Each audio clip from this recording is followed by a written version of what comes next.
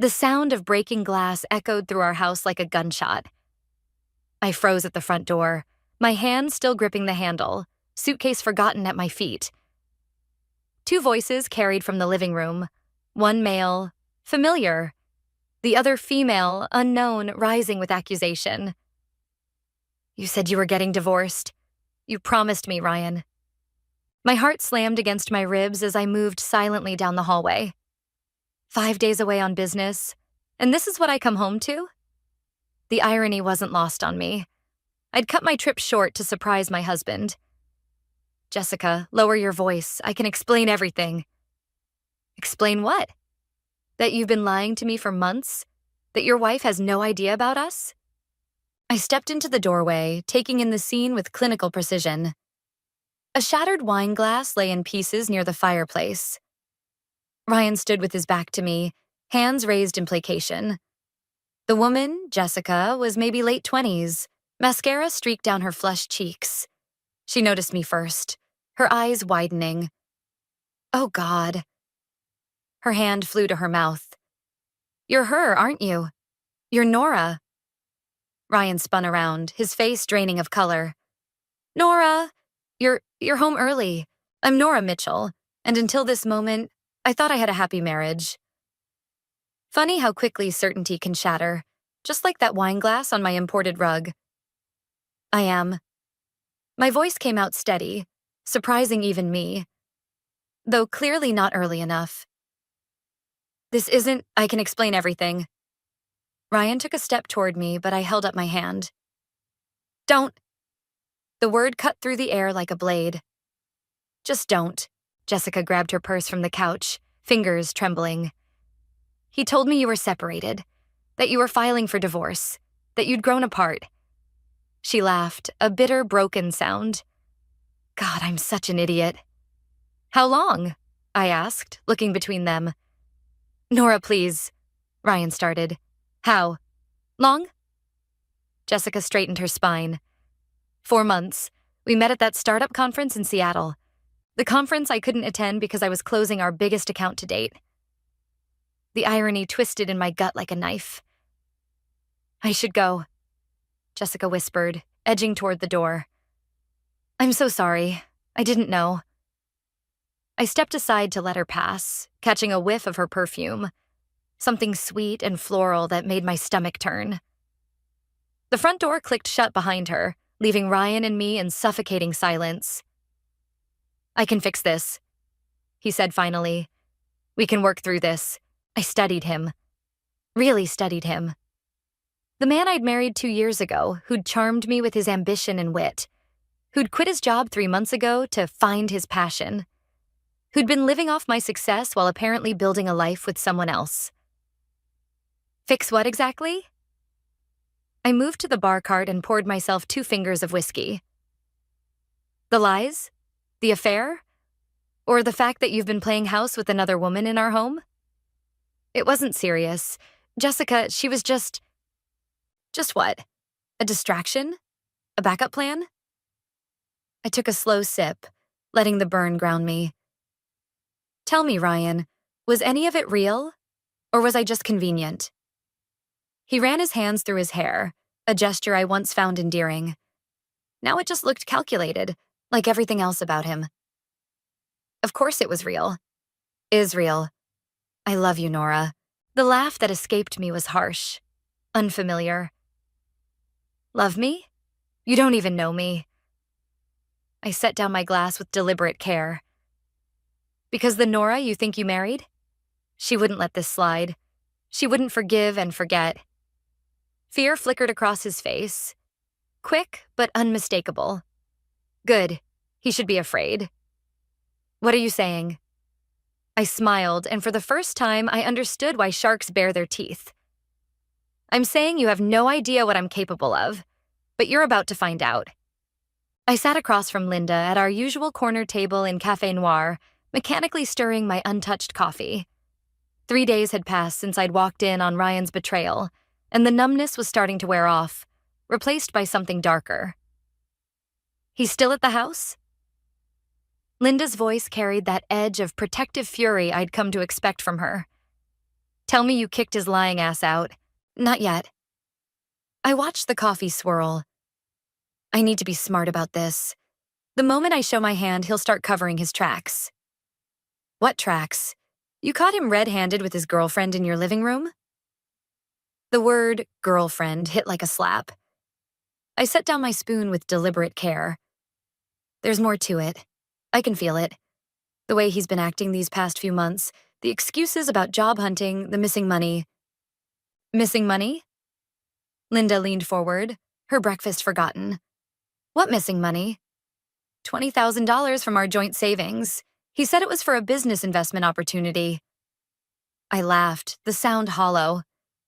Funny how that came up right after the Seattle conference where he met Jessica. My phone buzzed. Another message from Mark. My brother had been relentless since I'd called him yesterday. I glanced at the screen. Found something. Call me ASAP. Mark's been digging, I told Linda. He never trusted Ryan, you know. Said something felt off about him from the start. Your brother's protective instincts finally paying off. Linda's eyes narrowed. What are you planning, Nora?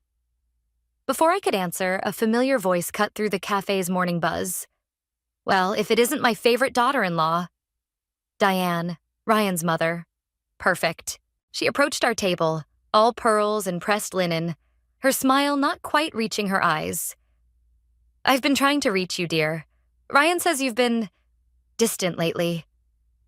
I met her gaze steadily. Has he mentioned why? He's concerned about you, working so hard. Men need attention, Nora. They stray when they feel neglected. Linda choked on her coffee. I kept my voice level. Is that what Ryan told you? That he's feeling neglected? He didn't have to. Diane adjusted her pearl necklace. I raised him alone after his father left. I know how these things happen. How marriages fall apart when wives prioritize their careers over their husbands. The rage I'd been suppressing bubbled up. Tell me, Diane, does neglect justify lying? Does it excuse stealing? Or is that something else you taught him? Color flooded her cheeks. I don't know what he's told you, but he hasn't told me anything. That's rather the point. I stood, gathering my things. But don't worry, I'm about to give your son all the attention he deserves. I left her standing there, Linda hurrying behind me. Outside, I finally checked Mark's messages properly. 3 photos. Ryan at an upscale jewelry store. Ryan having lunch with Jessica. Ryan entering a real estate office. My phone rang. Mark. Tell me, I answered. He's been looking at houses, Mark said without preamble. Expensive ones. And that's not all. Remember that startup he claimed to be investing in? Doesn't exist. But there's a pattern of large withdrawals from your joint account, all going to the same place. Where? An offshore account, opened 3 months ago, right after he quit his job. Mark paused. Nora, I think he's been planning this for a while. Setting up a new life with her using your money. The pieces clicked into place. The sudden career crisis, the emotional distance, the convenient business opportunities that needed immediate funding.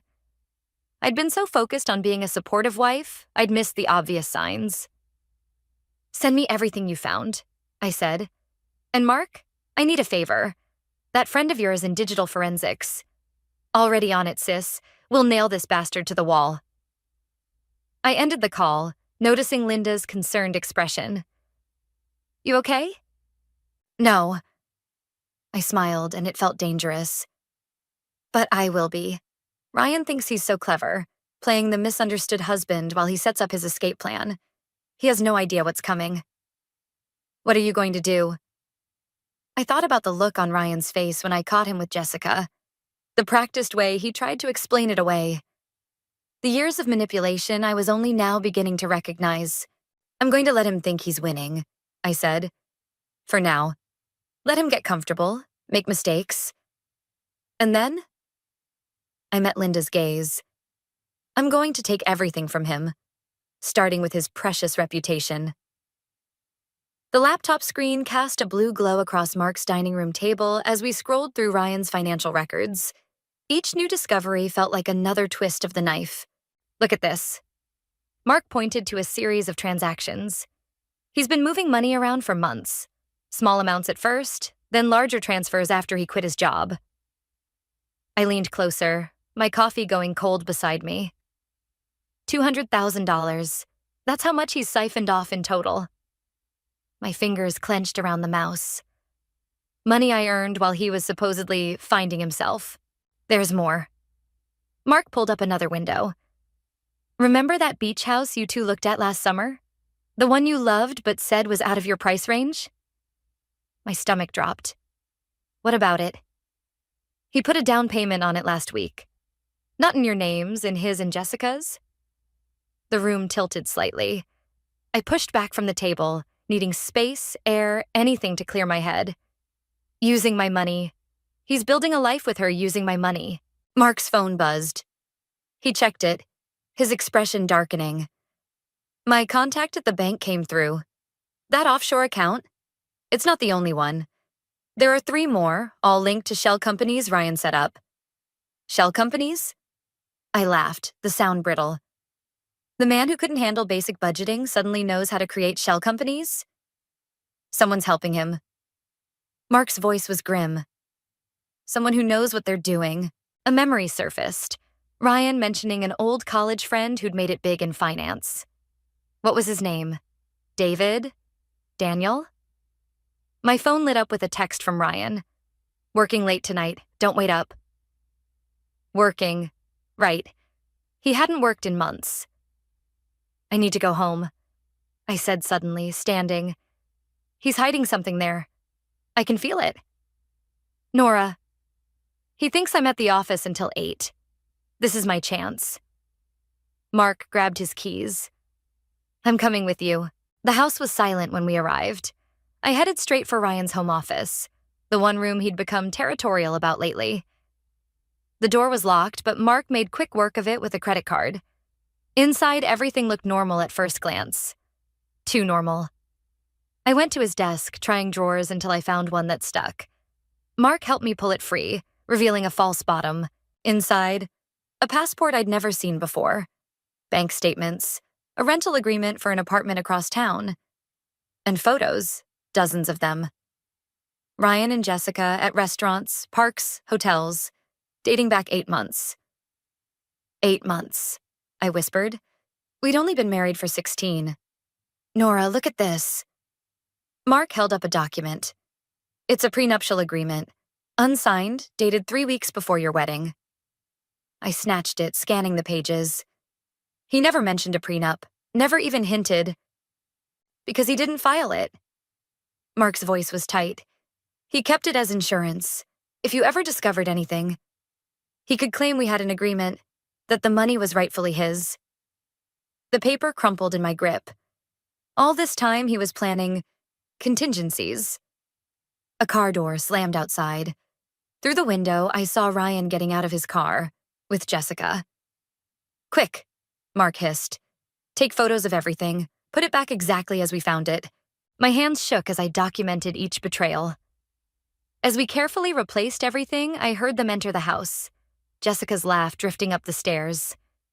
We slipped out through the back door, my heart thundering. In Mark's car, I finally let out the breath I'd been holding. What now? Mark asked. I stared at the house. My house bought with my money, where my husband was currently entertaining his mistress. Everything I'd believed about my marriage, about Ryan, had been carefully constructed fiction. Now? I pulled out my phone, scrolling to a number I'd saved but never called. Now I contact Jessica's fiancé. Mark's head snapped toward me. Her what? The man she was engaged to when she met Ryan. The one she told Ryan she'd broken up with. I smiled, and it felt like baring teeth. Turns out Ryan's not the only one keeping secrets. How did you— Linda's sister works at the jewelry store where he bought the ring. The one Jessica's still wearing when she's not with Ryan. I pressed dial. Time to light some fires and watch it all burn. Jessica's fiancé, Michael, sat across from me at the downtown bar, his knuckles white around his whiskey glass. The photos I'd laid out between us told their own story. His future wife in various stages of intimacy with my husband. 6 months, he said, Voice hollow. We've been planning our wedding for 6 months. I took a slow sip of my martini. She told Ryan you broke up. While I was working overseas. He laughed, harsh and broken. I was in Dubai, building us a future, sending her money for the wedding. The irony wasn't lost on me. Ryan's been using my money to fund their affair. Michael pushed away the photos, his jaw tight.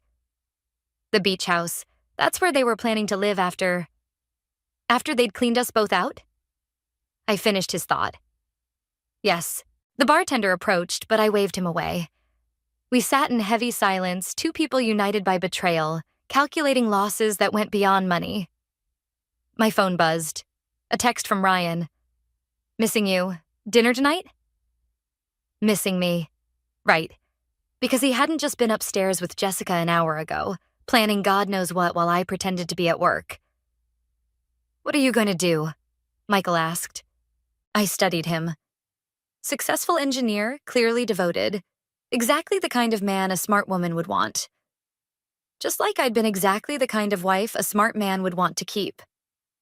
That depends, I said carefully, on whether you're interested in justice or mercy. His eyes met mine, something dangerous flickering there. Justice. My phone buzzed again. Mark this time. I checked the message and felt my breath catch. What is it? Michael leaned forward. My brother's contact came through. He found something in those offshore accounts. I showed him the screen. They're not just planning to leave us. They're planning to destroy us. Michael scanned the information, his face darkening. Corporate espionage? They're selling company secrets? Ryan had access to my laptop, my company files. The realization hit like a physical blow. And Jessica works for our biggest competitor. Michael finished. She's been feeding them information about my projects. The pieces clicked together with sickening clarity. This wasn't just about affairs or stolen money. They were systematically dismantling our lives, professional and personal. There's more, I said, pulling out one final document. Remember that prenup Ryan never filed? Turns out he did file something. A modified version, backdated, giving him rights to my intellectual property. Jesus. Michael ran a hand through his hair. They've thought of everything. Almost everything. I smiled, and it felt like breaking glass. Except they don't know we're here. Together, comparing notes. The bar door opened, letting in a blast of cold air and a familiar figure. Linda, right on schedule. Got what you needed? I asked as she joined us. She placed a USB drive on the table. Everything. Security footage from their little love nest, bank records, emails. Your brother's friend is terrifyingly good at his job. Michael picked up the drive, turning it over. This is enough to ruin them. No, I said, watching Linda's satisfied smile. This is enough to make them wish they'd never met us. My phone lit up one more time. Ryan again. Made reservations at that Italian place you love. 8 p.m.? I thought about sitting across from him, watching him lie, pretending I didn't know he'd spent the afternoon planning my professional execution with his mistress. The rage that had been simmering for days crystallized into something cold and precise. I'll be there, I texted back. You're meeting him?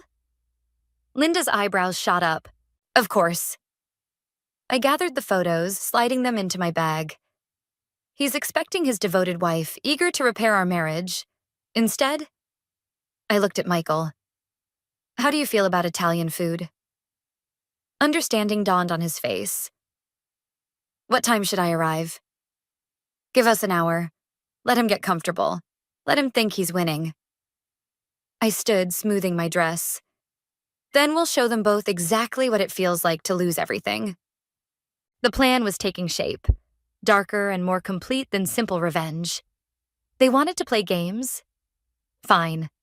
But they were about to learn they weren't the only ones who could be ruthless.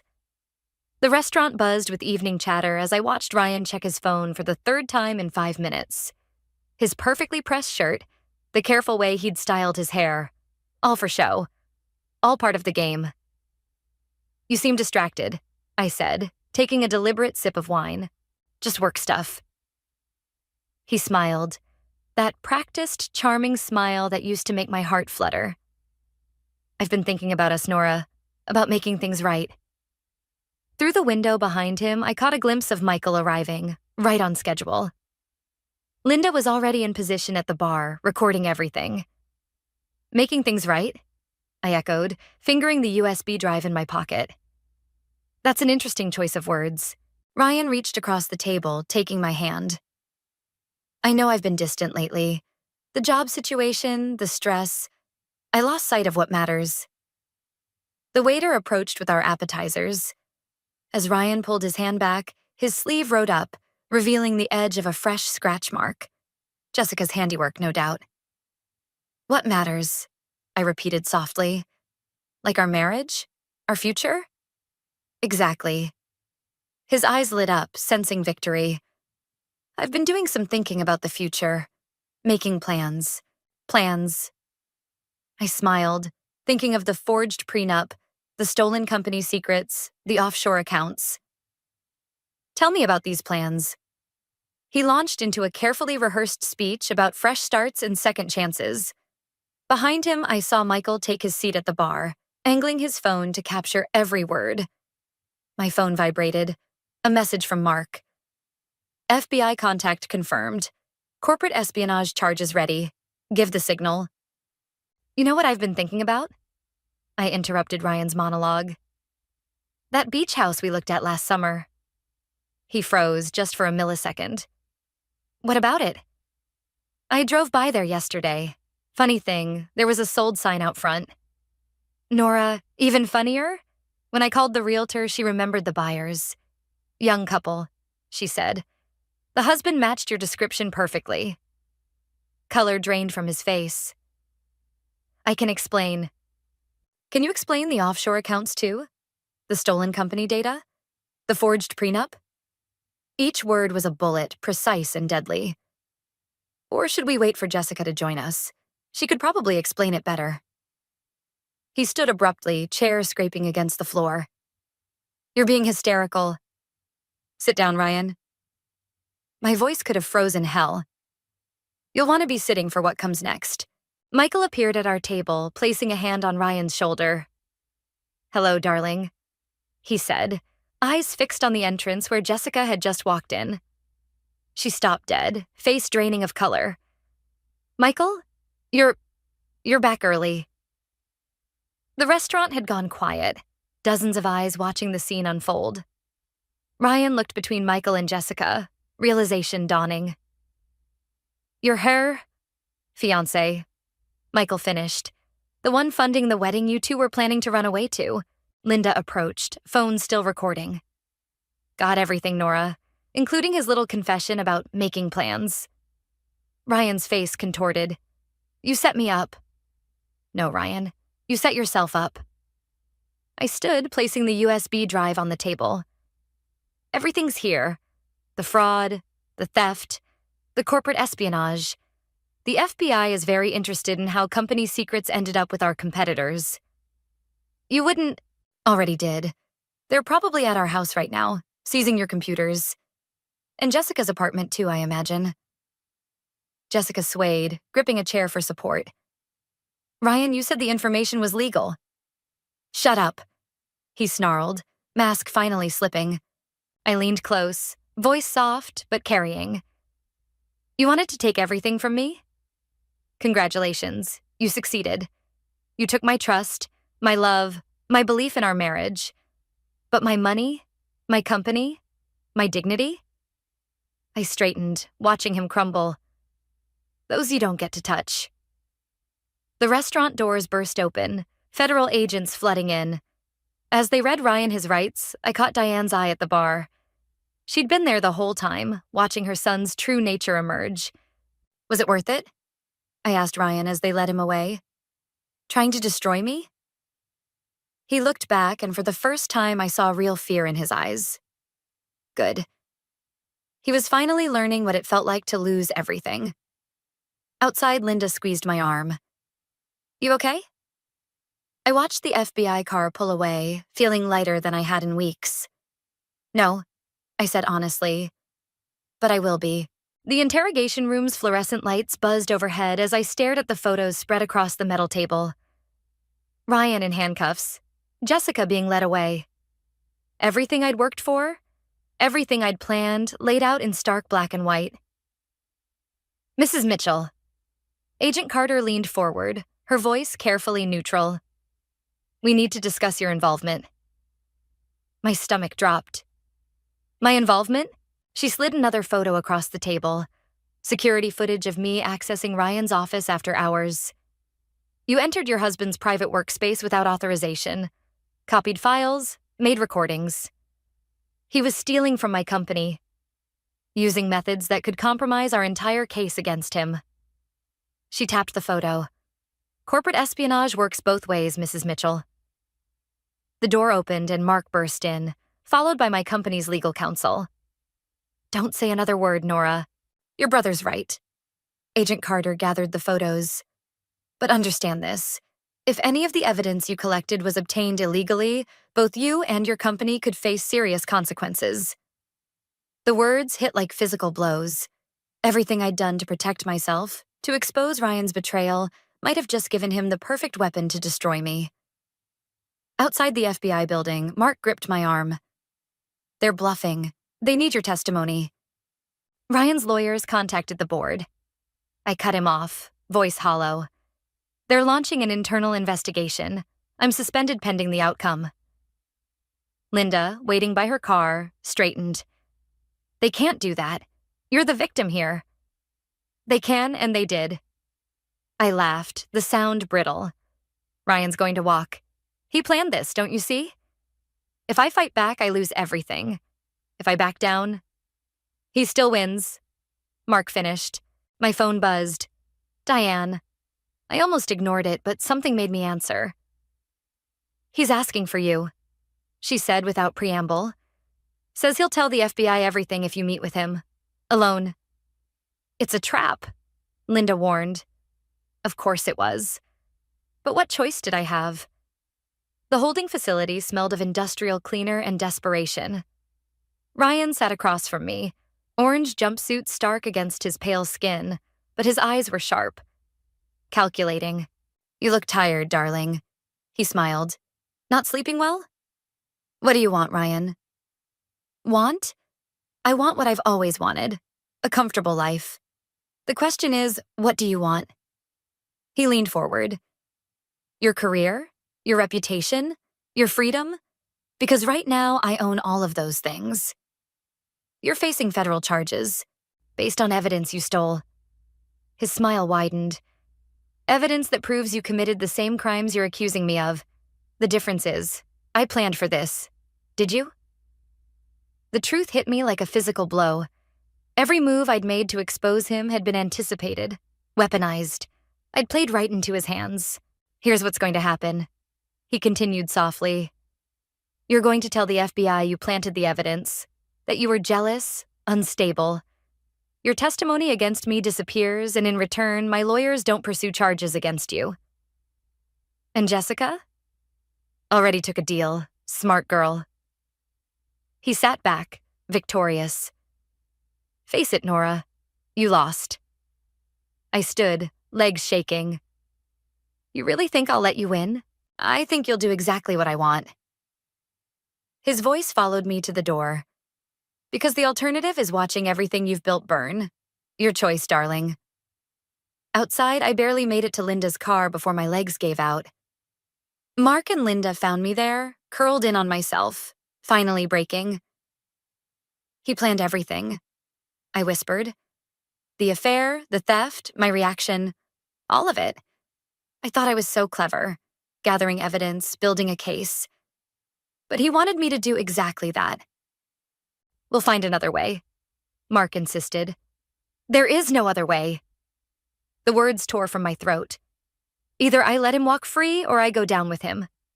Everything I did to protect myself, to get justice, he turned it all against me. Linda's hand found mine. What are you going to do?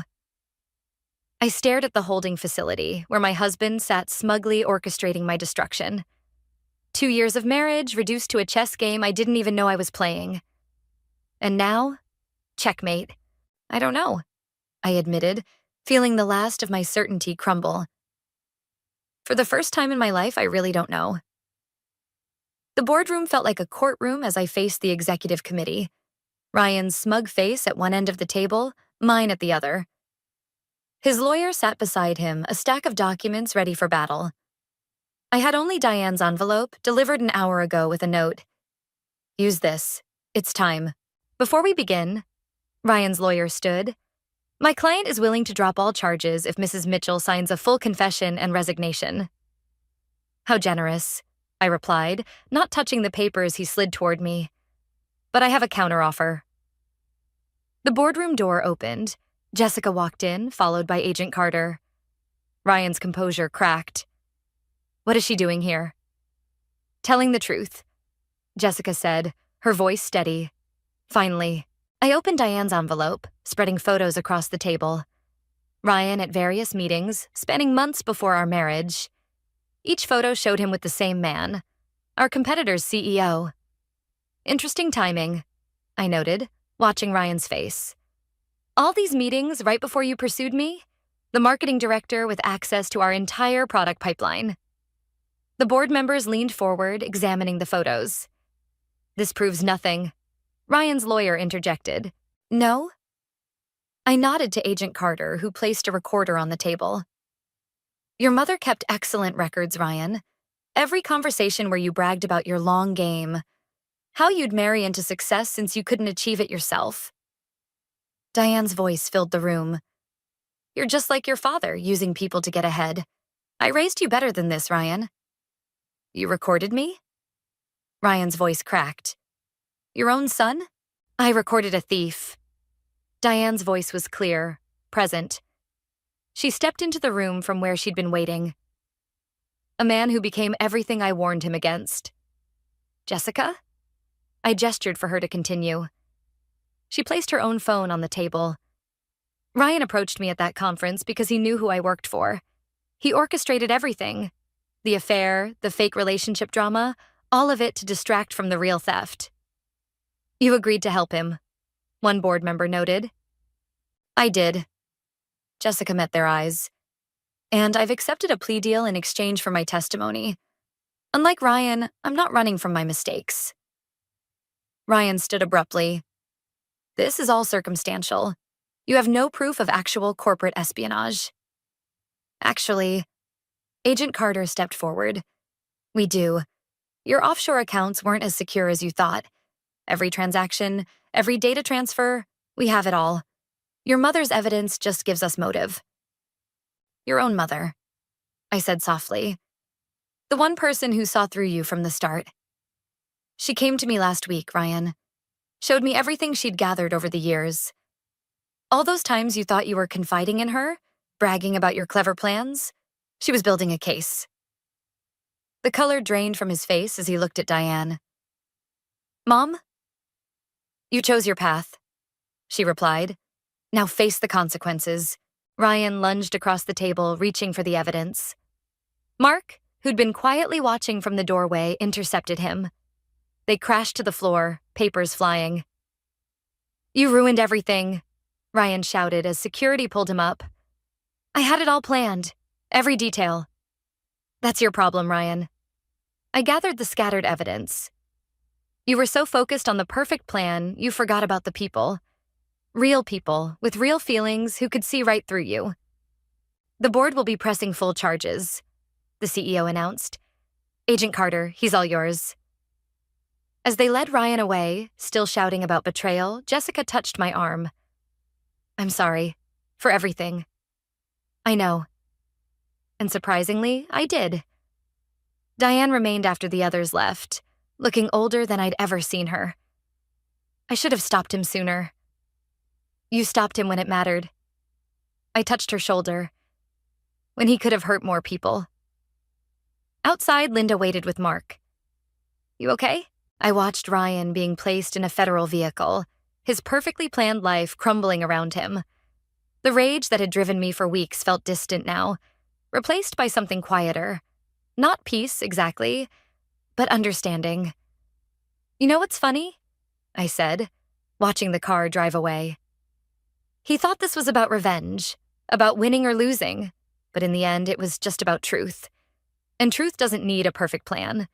It just needs to be spoken. Linda squeezed my hand. So what now? I turned away from the scene, facing the future. Now we rebuild. But this time, on honest ground. The beach house stood empty, its for sale sign swaying in the coastal breeze. I walked the perimeter, keys heavy in my pocket. Not mine anymore, but not Ryan's either. The property had been seized as evidence, another dream turned hollow. You sure about this? Mark asked, watching me from the deck. I nodded, unlocking the front door. The house Ryan had bought for his new life with Jessica now held only echoes and evidence tags. Fitting, somehow. Linda appeared in the doorway carrying a box. Found these in the master bedroom. Thought you might want to see them. Inside, photos of Ryan and me, carefully curated moments from our marriage. Each one felt like a prop now, stage scenes from a play where only one actor knew the real script. The sentencing is tomorrow, Mark reminded me gently. I know. I set the box aside. Diane asked me to speak. Are you going to? The question hung in the air as I moved through the empty rooms. Each space held ghosts of what might have been. Ryan's plans, my ignorance, all the lies that could have become truth if he'd chosen differently. My phone buzzed. A message from Jessica. Meeting with the SEC tomorrow, telling them everything. I owe you that much. You don't have to go tomorrow, Linda said, reading over my shoulder. The prosecution has enough without your testimony. That's not why I'm going. I stopped at the kitchen window, looking out at the ocean. I need him to see me. Not as his victim or his downfall, but as someone who survived him. The doorbell rang. Diane, right on time. She looked smaller somehow, aged by her son's choices, but her spine was steel. The prosecutor called, she said, joining us in the kitchen. Ryan's lawyers are pushing for a deal. They want you to make a statement supporting leniency. Of course they do. I laughed, but there was no bitterness left. What did you tell them? That my son made his choices.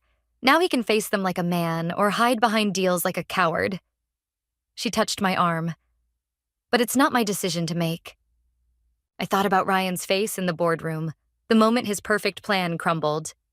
The rage, the desperation, the final revealing of his true self. You know what I realized? I turned to face them all. My brother, my best friend, the woman who chose truth over blood. This was never about revenge. Not really. It was about seeing clearly. About choosing who we want to be when everything falls apart. And who are you? Linda asked softly. Someone who doesn't need his confession or his remorse. I pulled out the last set of papers from my bag. Divorce documents, already signed. Someone who's ready to build something new. Mark took the box of photos, heading for the car. Linda followed with the last of the evidence the FBI had cleared for removal. Diane lingered, looking around the house her son had bought with stolen dreams. I failed him, she said quietly. No. I touched her shoulder. You showed him consequences have meaning. That's not failure, that's love. Outside, the setting sun painted the ocean in shades of possibility. Tomorrow, I would face Ryan one last time, not to destroy him, but to show him what strength really looks like. Not in elaborate schemes or perfect plans, but in the simple act of standing up and speaking truth. Ready? Linda called from the car. I locked the beach house door, dropping the keys in an envelope for the federal agents. Some dreams aren't meant to be saved. They're meant to teach us how to build better ones. You know what's strange? I said, joining my family. I actually feel sorry for him. Why? Mark asked. Because he spent so much time planning the perfect lie, he missed the chance to live a true life. I smiled, and for the first time in months, it felt real. That's a mistake I won't be making again. We drove away from the beach house, leaving behind the remnants of Ryan's carefully constructed fantasy. Ahead lay uncertainty, challenges, the messy reality of rebuilding. But this time, I was facing it with clear eyes and honest hearts beside me. Sometimes the best revenge isn't destruction. It's living well, living true, and letting go of the perfect lies that keep us from growing.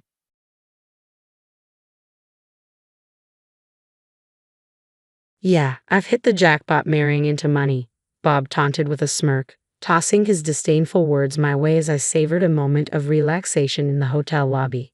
His voice grated on my nerves, soaring my mood. I wondered where he had found his new wife, the president's daughter no less, Julie of Johnson Enterprises. Bob's obnoxious laugh, tinged with middle-aged pride, struck me as juvenile. But at the mention of Johnson Enterprises, my curiosity was piqued. It sounded familiar. Ah, yes, that one. Memories of Johnson Enterprises flooded back. Bob beamed with self-satisfaction while I struggled to stifle a rising laugh. My name is Amy, 35 years old, married to Bob. I work in my family's real estate business, mainly handling administrative duties as my father, the president, oversees the strategic aspects.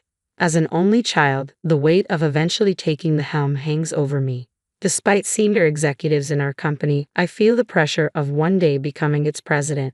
Yet I've been cautious not to divulge too much about our family business to Bob, my husband 3 years my senior.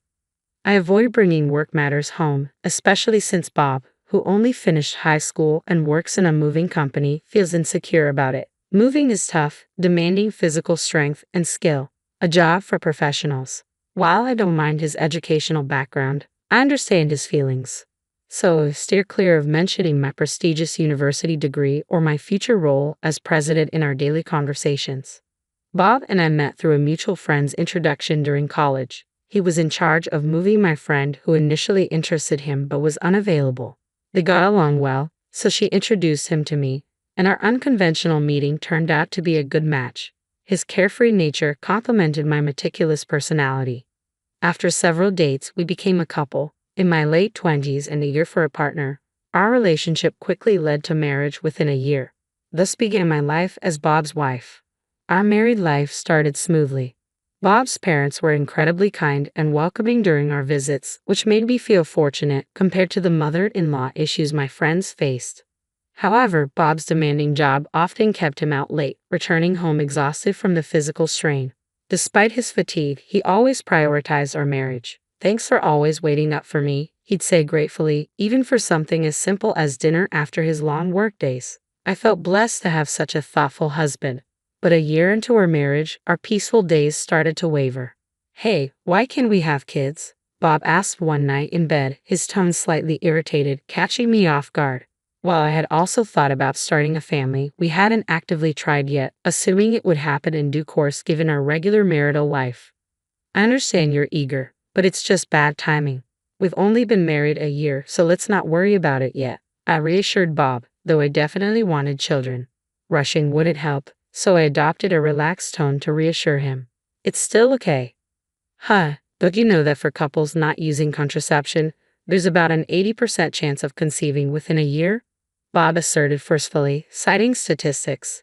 80% within a year. Not well versed in pregnancy statistics, that figure sounded surprisingly high to me.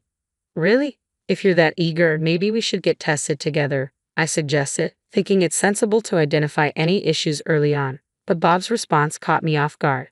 "What are you talking about? Are you implying it's my fault? Infertility issues are usually the woman's fault.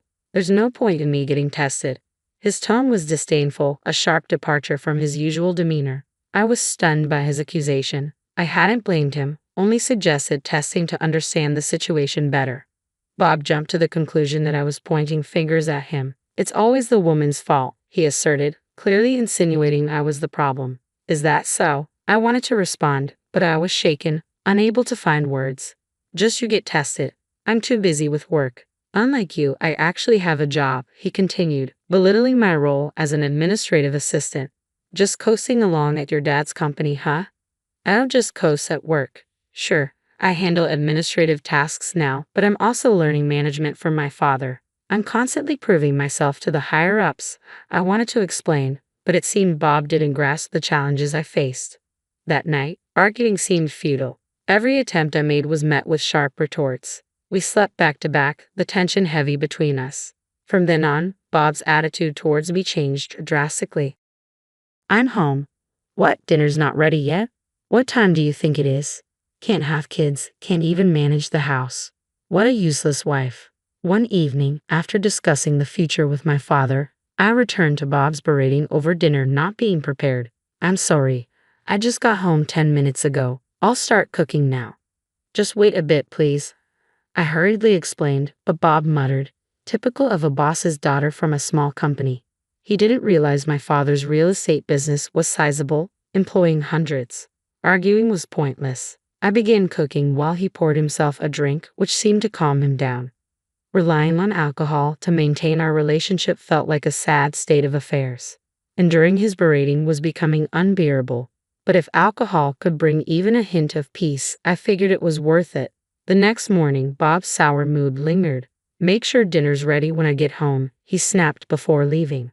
I sighed, thinking about my plans for the day. I had taken the day off to visit the gynecologist for fertility testing, as Bob had suggested. While I had initially proposed the idea, facing the prospect of undergoing testing alone while Bob refused was hard to accept. Complaining wouldn't change anything. If the issue was with me, starting infertility treatment promptly was crucial. Bob wanted children, and I too longed for a child soon. Knowing fertility rates decline with age, I understood the urgency.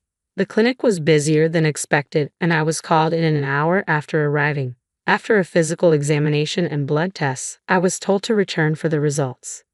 While the thought of being the issue was daunting, I was prepared to take the necessary steps, whatever the outcome. Bob, I had the fertility test today. I told him when he returned from work. Figures. If the problem's with you, testing makes sense. Let me know the results, he replied curtly. His belief that I was solely responsible for our infertility frustrated me. The testing process was taxing, and I longed for some empathy from him. 5 years passed, and I turned 35.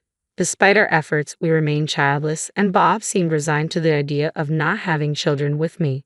His late nights increased, sometimes not coming home at all. When questioned, he claimed he was out drinking and singing karaoke with colleagues till morning, a behavior more fitting for a college student. My workload grew, and the dream of starting a family drifted further away. But Bob's recent actions pushed me to the brink. His disregard for our home life was unmistakable. One day, when Bob left his smartphone behind, I noticed an incoming call from someone named Julie. Assuming it was work-related, I answered to inform them about Bob forgetting his phone. Hey Bob, you're late? I've been waiting for 30 minutes. Where are you? If you don't hurry, we'll miss the park opening. A flirty voice on Bob's phone made me freeze. Hello, can you hear me? Hurry up, okay. We haven't had a date in so long. The word date echoed in my mind, sending a chill down my spine. Without hesitation, I ended the call, my heart racing uncontrollably. Who was this woman? She couldn't be a colleague if they were planning dates. Was Bob cheating on me? Gripping his phone tightly, I felt a surge of anger and betrayal. While I struggled with infertility, Bob was carrying on an affair. His recent distance and late nights suddenly made sense. He didn't need me anymore. Furious and determined to confront him with undeniable proof, I began gathering evidence of his infidelity. It didn't take long. Using his birthday to unlock his phone, I found Julie's name plastered throughout the call history. Opening their messages revealed a string of sickeningly affectionate exchanges that made me sick to my stomach. I photographed everything with my own phone before carefully placing Bob's phone back where I found it. For the rest of the day, I pretended as if nothing had happened. Inside, I was seething with rage and hurt, but I needed to be calm and collected for what lay ahead. After a month of tension in our marriage, my father, the company president, summoned me to his office with a grave expression. I have something important to discuss with you, he began, leaving me shocked by his words. Is that true? I asked, needing confirmation. Yes, so I'm counting on you, he replied, his words disturbing me deeply. I returned to my office in a daze, unable to focus on work. That evening, Bob unexpectedly suggested we separate. Despite already finding evidence of his affair and contemplating divorce, his initiation saved me the trouble. Yes, let's get divorced, I responded calmly. Really? Bob seemed surprised by my swift agreement, perhaps expecting more resistance. His expression betrayed a certain joy, irritating me deeply. Despite my irritation, I signed the divorce papers he presented. I can file these tomorrow. I'll be leaving this house, I informed him. Okay, "Are you sure about the mortgage?" he asked. Anticipating this question, I casually replied, "Yes, I'm fine." Although Bob's job was demanding, I doubted his ability to manage the mortgage alone. Yet since he initiated the divorce and had been unfaithful, I felt no obligation to assist him. I packed my belongings and moved back to my parents' house nearby 3 days later. Initially concerned upon hearing about my divorce, my parents grew furious upon learning of Bob's infidelity. They reassured me repeatedly that parting ways with such a man was the right decision. Immersing myself in work, I tried to push thoughts of Bob aside. Before I knew it, a year had passed, consumed by the demands of my job. One day, as I relaxed in the living room, my dad approached me with concern. "Why don't you take a break and go on a trip? Things will get busy next month." His suggestion came as a welcome distraction. Feeling mentally exhausted from recent events, I decided to heed his advice and planned a trip to the Northeast. It was my first solo trip, a mix of nerves and excitement. The crisp northeastern air felt cleansing to my weary soul. Engaging with friendly locals who guided me and chatting with a bar owner lifted my spirits. I had booked a stay in Seattle, the region's largest city, intent on fully enjoying my journey. After checking into my hotel and settling in the lobby with a drink, the fatigue of travel melted away. Feeling completely at ease, I playfully entertained the thought of relocating to Seattle when a familiar voice cut through the tranquility. Hey, what are you doing here?" Startled, I turned to see my ex-husband, Bob, entering with 2 large suitcases and a young woman. She exuded youthfulness with flawless skin, bold makeup, and striking red nails, despite the chilly weather. "Why are you here? And who is she?" I asked, my curiosity and discomfort mingling. "Oh, let me introduce you. This is Julie, my new wife. We're on our honeymoon." "Guess what? She's the daughter of a wealthy businessman," Bob announced with a happiness that stung. "But Julie, that was the name on the phone," I murmured, disgusted by his choice of a much younger partner. "You're on a solo trip?" "How pathetic," Bob sneered, oblivious to his own hypocrisy as the one who cheated and initiated our divorce. Julie's gaze held a hint of mockery as she chimed in, "Hey, Bob, is this your ex-wife? She looks older. Hurry up with check-in." I bristled at her condescending tone and shot her a glare. Bob casually wrapped an arm around Julie, continuing, "Yeah, I've secured my future, marrying you to money. Meanwhile, you can continue to struggle in your sad life." His words cut through the elegance of the hotel lobby, leaving me feeling disturbed amidst the sophistication I had been enjoying moments ago. But when he mentioned marrying a businessman's daughter, I couldn't help but wonder where he met someone like that. "Yeah, Julie is actually the daughter of Johnson Enterprises." Bob chuckled with a hint of pride that struck me as oddly childish. Johnson Enterprises. It rang a bell in my mind. "It's part of our real estate holdings. I don't know if your company is involved in real estate, but it's not shabby building," I said, trying to match his tone. They both seemed unconvinced by my response. Pausing briefly, I realized there was no going back now. Telling Bob about my company, we were divorced and his pride was no longer my concern. "Yeah, I'm familiar with it. I was actually present when my father purchased that building. I believe it was about a $200 million acquisition. Recently, though, he's been dealing with issues like a tenant not paying rent. Turns out it's your company," Bob continued, a hint of smugness in his voice. "My father's a real estate magnate with assets totaling $3.2 billion. The building housing Johnson Enterprises is just one of them. The tenant situation has been a concern for a few months now." "Rent not paid," Julie exclaimed in disbelief, then burst into laughter. "That's impossible. Our company is thriving. We can definitely pay the rent." I'm not buying this attempt to sow discord between Bob and me with a flimsy lie. Shrill voice reverberated in my ears. I sighed deeply, realizing any rational conversation with her seemed futile. Right then and there, I pulled out my smartphone and dialed my dad's number. "Dad, I'm here with the daughter of Johnson Enterprises. Can you send me a photo of the rent reminder notice?" I asked quickly. Dad promptly sent me a photo of the reminder notice for Johnson Enterprises' unpaid rent. Showing it to Bob and Julie, I doubted they could suspect it was a fake given the speed. "See, can you tell? 3 months of unpaid rent. If you don't pay soon, we might have to sue. What are you going to do?" At the mention of a lawsuit, Bob and Julie's faces turned pale. Come to think of it, Dad has been really on edge lately, yelling about sales and firing a lot of employees, Julie mumbled uncertainly. Hearing her, Bob erupted in despair. Lies. You're just trying to trick us and tear Julie and me apart, aren't you? You're still that kind of person, trying to get back at me for remarrying. Your tactics are dirty. Startled by Bob's outburst, I took a step back. Dirty tactics, huh? Memories of Bob's hurtful words during our marriage flashed through my mind. Gathering my courage to confront him, now gloating about marrying Julie, the daughter of a wealthy businessman, I prepared to speak my truth. What are you even saying? Do you really think I still have feelings for you? How foolish. I've long been fed up with a man like you. In fact, I feel sorry for Julie, getting caught up with you. Did you marry her just for her money? You married me for shallow reasons too, wanting to marry quickly or have kids. And who left me when he found out we couldn't have kids? Who insulted me, calling me useless for being infertile? You're to blame for all of it, yet you think I still like you. You must be out of your mind. A sense of relief washed over me as I let out my pent-up frustrations. Bob, however, seethed with anger, trembling. You're just an arrogant old hag. You probably can't even get married or have kids anymore. Julie and I were planning to have fun making a baby after this trip, and now you're accusing Johnson Enterprises of not paying rent? Panicked by the realization of Johnson Enterprises' financial troubles, Bob sought to shift blame onto me. Deciding to deliver the final blow, I said firmly, "Oh, I did mention it, but I'm 4 months pregnant. I'm in a stable phase of my pregnancy, and Dad suggested I take this trip to relax. Of course, I have my doctor's permission." That's right. After divorcing Bob, I found a new love. He's my boss at work, a subordinate of my father. He supported me mentally when I was struggling and encouraged me. He's been fully supportive at work and backed my promotion to CEO. I found out about my pregnancy with his child just 3 months ago. Knowing about the baby, we decided to marry quickly. It was a whirlwind wedding, and the company celebrated it grandly.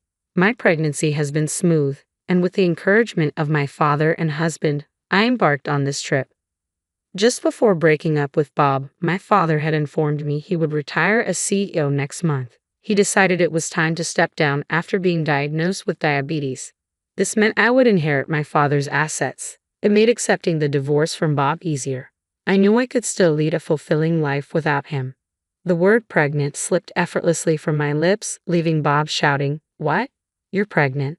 We're using birth control when we were married. What's going on?" Bob stomped his feet in complete confusion. "Birth control? I never used it. Remember I told you I had infertility tests at the clinic and they found no issues. So the problem was with you too," I said bluntly. Bob's face contorted visibly at my words. "The problem was with me. Does that mean Julie and I can't have kids? Why did I divorce you and marry Julie?" Bob muttered to himself, his shoulders slumping in defeat. "What do you mean? Why?" Julie snapped, her anger directed at Bob's selfish reasoning. Realizing I couldn't deal with them any longer, I delivered my final words. "That's why from now on, please refrain from involving me and Julie in any matters regarding the rent for Johnson Enterprises. I won't back down until it's fully paid. If you plan to continue renting that building, please settle the overdue rent soon. Otherwise, we'll have to take legal action. I have nothing more to say to you two. Goodbye." Leaving Bob and Julie to argue, I confidently walked back to my hotel room. Upon returning from my trip, my husband greeted me with a smile, saying, "Welcome back. Sorry I couldn't help around the house. Was everything okay?" Of course, everything was fine. "I'm glad I got to relax, dear." "Thank you." My husband smiled warmly at me, and I felt an overwhelming sense of relief. Since marrying my current husband, I've felt reassured every day, completely putting Bob out of my mind. After that trip, I haven't seen Bob. Here's what I learned through my father's contacts afterward. Bob and Julie's fights became constant. Despite thinking he was marrying into wealth, Bob discovered Johnson Enterprises was deeply in debt. Coincidentally, news broke about an employee of Johnson Enterprises embezzling millions from clients. Julie's father knew about the fraud but tried to cover it up for the company's sake. However, once the scandal went public, Johnson Enterprises' reputation took a hit. The company faced a mass exodus of employees. In such dire straits, they couldn't afford to pay the rent, prompting my father to pursue legal action against them. The future of the company looked grim solely due to Johnson Enterprises' mismanagement. Bob, having lost a fortune he believed was his, was furious, blaming everyone but himself. Thinking he could ride on the coattails of a wealthy heiress was overly optimistic of Bob. Julie, upon discovering Bob's infertility, accused him of marriage fraud. Following our encounter at the hotel, I had a lawyer demand compensation from Bob for his infidelity, which left both him and Julie in debt. I later heard that Bob and Julie argued every time they met, eventually leading to their recent divorce.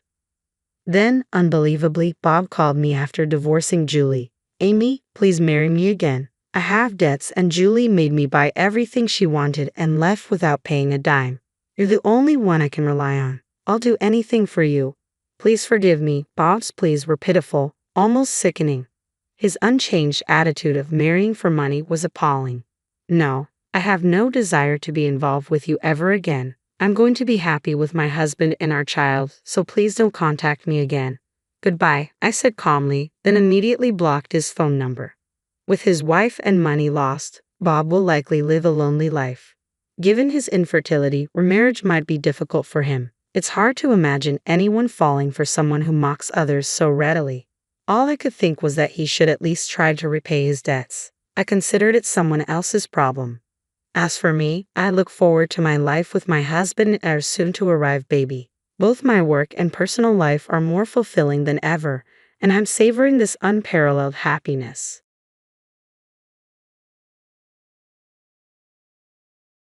Just as Dad wished, I brought our maid along. Ha! I couldn't believe my ears for a moment. Edgar, standing before his father, smirked and referred to me as a maid. Then his stepfather, scrutinizing my face, suddenly burst into laughter. "What's happening?" I asked. Struggling to stifle his amusement, his father replied, "Oh, when you mentioned Edgar's fiancée, I couldn't help but wonder what sort of woman she would be. And here we have someone from a modest background. I almost want to meet her parents." Hearing this, Amy couldn't hold back tears of frustration and fled the scene. Thankfully, there was a restroom nearby for female guests in the party area. I sought refuge there and called my dad. After explaining the situation, Dad rushed to my aid. "Hello, I'm the father of the woman you referred to as a maid. Who are you?" Upon recognizing my father, Edgar and his father began to panic, only to face consequences later from my father and another ally who arrived. "My name is Amy, and I work as a salesperson at a department store. At 40, I'm still single but seeing someone named Edgar, who is 5 years younger. Edgar, 35, is the son of the music store owner located within the same department store where I work. Dating the boss's son had its challenges, so Edgar and I kept our relationship under wraps at work. We mostly communicated through messages to avoid any awkward situations. During breaks, I eagerly checked my phone for Edgar's messages. Today was no different, and I was delighted to find a message from him suggesting we spend our day off together. Our relationship was still new and thrilling. Edgar's family owned a music store, and they had a piano worth $2 million. Edgar had been playing the piano since childhood. "I'd love for you to see our family's piano. Then I'll play something for you," Edgar messaged. "That sounds wonderful. I can't wait to hear you play," I replied. Edgar was genuinely polite and composed, qualities I cherished in him. Considering our ages and the progression of our relationship, marriage was certainly a topic on our minds. However, on the day Edgar suggested for our date, I had to decline because my mom was visiting. "I'm sorry, but I have to stay home. My mom is visiting that day," I explained. 10 minutes later, Edgar replied, "Your mom is coming over. I'd love to meet her if possible." After contemplating it for a moment, since meeting the parents was a significant step in our relationship, I agreed swiftly. "That sounds like a plan. I was thinking of introducing you to her eventually." "I'll pick you up in the morning then," Edgar replied eagerly. "Really? That's great. I'm looking forward to it," I responded warmly. Edgar was visibly excited about meeting my mom. However, the thought of introducing him to her began to weigh on me, adding a touch of complexity to our relationship. On the appointed day, I arrived early at the nearest station to pick up Edgar. Since my mom had driven over, there was no parking space available for Edgar. Plus, if they hit it off, we thought we might all enjoy a drink together, so Edgar opted to take the train. Emerging from the station gates, Edgar looked nervous in his brand new jacket. I greeted him cheerfully, hoping to ease his nerves. "Good morning, Edgar. What's with the nerves?" I greeted him cheerfully as we entered my apartment. "Good morning. I guess I'm just a bit anxious about meeting your parents," Edgar replied, his face still tense and his voice strained. Don't worry, my mom is really easygoing. I reassured him, and gradually Edgar began to relax. Inside, my mom welcomed Edgar with a smile. Nice to meet you. I'm Amy's mom, she said warmly. Edgar introduced himself confidently. Nice to meet you too. I'm Edgar West, and I'm dating Amy. Instantly, the smile faded from my mom's face, and I realized I had only ever mentioned Edgar's first name to her. But why did my mom react strangely to Edgar's last name? Mom, is everything okay? I asked, concerned. Oh, it's nothing. Nice to meet you, Edgar. Thank you for being there for Amy, my mom replied, her smile seeming forced. Despite inviting Edgar into the living room, the atmosphere remained tense. Turning away slightly, my mom inquired, So, what do you do for work? I help manage my dad's business. We oversee 5 music stores in this area, including the one at Amy's department store, Edgar replied confidently, seeming to regain his composure. However, my mom didn't appear particularly interested in Edgar's response. Mom, don't you see the connection between Edgar's company and us? I tried to bridge the awkward silence. Well, I suppose, my mom responded with little enthusiasm. Edgar, still caught up in his nerves, didn't seem to notice her distant demeanor. There's more to it. I haven't mentioned it yet, but my mom runs a violin school from our home. She's a professional violinist who graduated from a conservatory. I interjected, hoping to lighten the mood. Really? Then there certainly seems to be a connection between us. Edgar replied eagerly, his eyes brightening.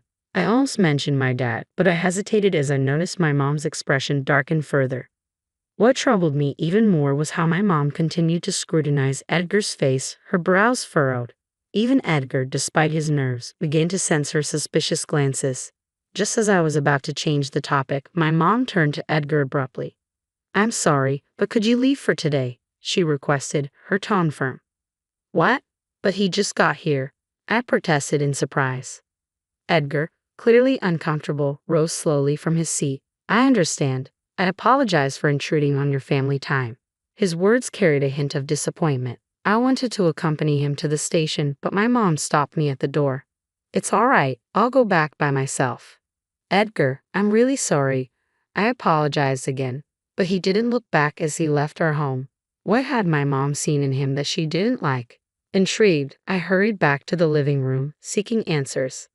Mom, what's wrong? What didn't you like about him? I pressed my mom, finding her cleaning up in the kitchen. She turned to face me slowly, her expression solemn. I think Edgar is a good person, she began quietly. Then why? I started to ask, but my mom interrupted, her tone serious. Because you've made your decision about him. I didn't want to say too much, but honestly, I can't agree with this marriage. Is it because I'm 5 years older? I asked, trying to grasp her reasoning. No, it's not that, my mom reassured me, motioning for me to sit down in the living room. Can you listen to me until the end? It might be difficult for you to hear. I nodded silently, my heart pounding as she explained her concerns in detail. Her reasons were unexpected and made me feel conflicted. I understood where she was coming from, but it didn't change my desire to marry Edgar. I understand your concerns, Mom, but my feelings for Edgar are genuine. This issue isn't about him. That's why I want to meet his parents, too, I explained, hoping she would understand. My mom looked at me with worry. I'm concerned and honestly don't want you to go through with this, but if you're determined, I can't stop you. I trust you, so do your best, she said softly. Thank you, Mom, I replied gratefully. So, I mustered the courage to ask Edgar to introduce me to his parents. Edgar seemed relieved and even seemed to have anticipated my request. Really? I was starting to think your mom hated me after our last meeting. Edgar chuckled nervously, pulling something out of his pocket. It was an engagement ring. Before anything else, let's make it official. Will you marry me? Edgar asked with a suddenness that made me blush deeply. It was the proposal I had been eagerly waiting for, and without hesitation, I replied, yes. Then came the day for me to visit Edgar's home. This time, I was the one feeling nervous and tense. Edgar arrived in the morning with a bright smile, trying to reassure me. Don't be so nervous. My dad is very friendly, he said reassuringly. Yeah, I hope so, I replied, trying to calm my nerves. Edgar's mother wasn't around, leaving just him and his father at home. I was mentally prepared to fit into their all-male household. However, when we arrived at Edgar's house, I was taken aback. It was my first time visiting, and I had imagined it would be so grand. I knew Edgar's father was a CEO, but their wealth exceeded my expectations. The mansion-like gate and expansive grounds looked like something out of a movie. Inside, we were led to a spacious party room where the famous $2 million piano stood prominently. Wow, you could host a dinner show right here in your house, I commented, marveling at the setup. We often entertain clients here. In fact, we're hosting a party tomorrow with a renowned pianist, Edgar explained. A renowned pianist? I was surprised by Edgar's revelation. Just as I was about to ask more about it, a distinguished-looking man in his 60s, exuding wealth and authority, entered the room. Welcome. I'm Edgar's father, he greeted me formally. It's nice to meet you. I'm Amy, I replied politely. Edgar, unusually excited, interjected, Amy, relax. Don't be so formal. His attempt to ease my tension felt forced and somewhat awkward. Then, unexpectedly, Edgar said something in front of his father that left me stunned. Just as Dad wanted, I've brought our maid along, Edgar remarked arrogantly in front of his father. Ha! I was taken aback, shocked that Edgar, who had always shown me respect for being older, would now refer to me so dismissively. This is perfect. Our household has been all male for so long. Having a maid would really help, his father chimed in, staring at me intently before bursting into laughter.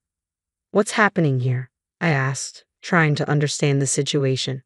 Well, when you mentioned Edgar's fiancée, I wondered what kind of woman she'd be, and here we have someone from humble beginnings.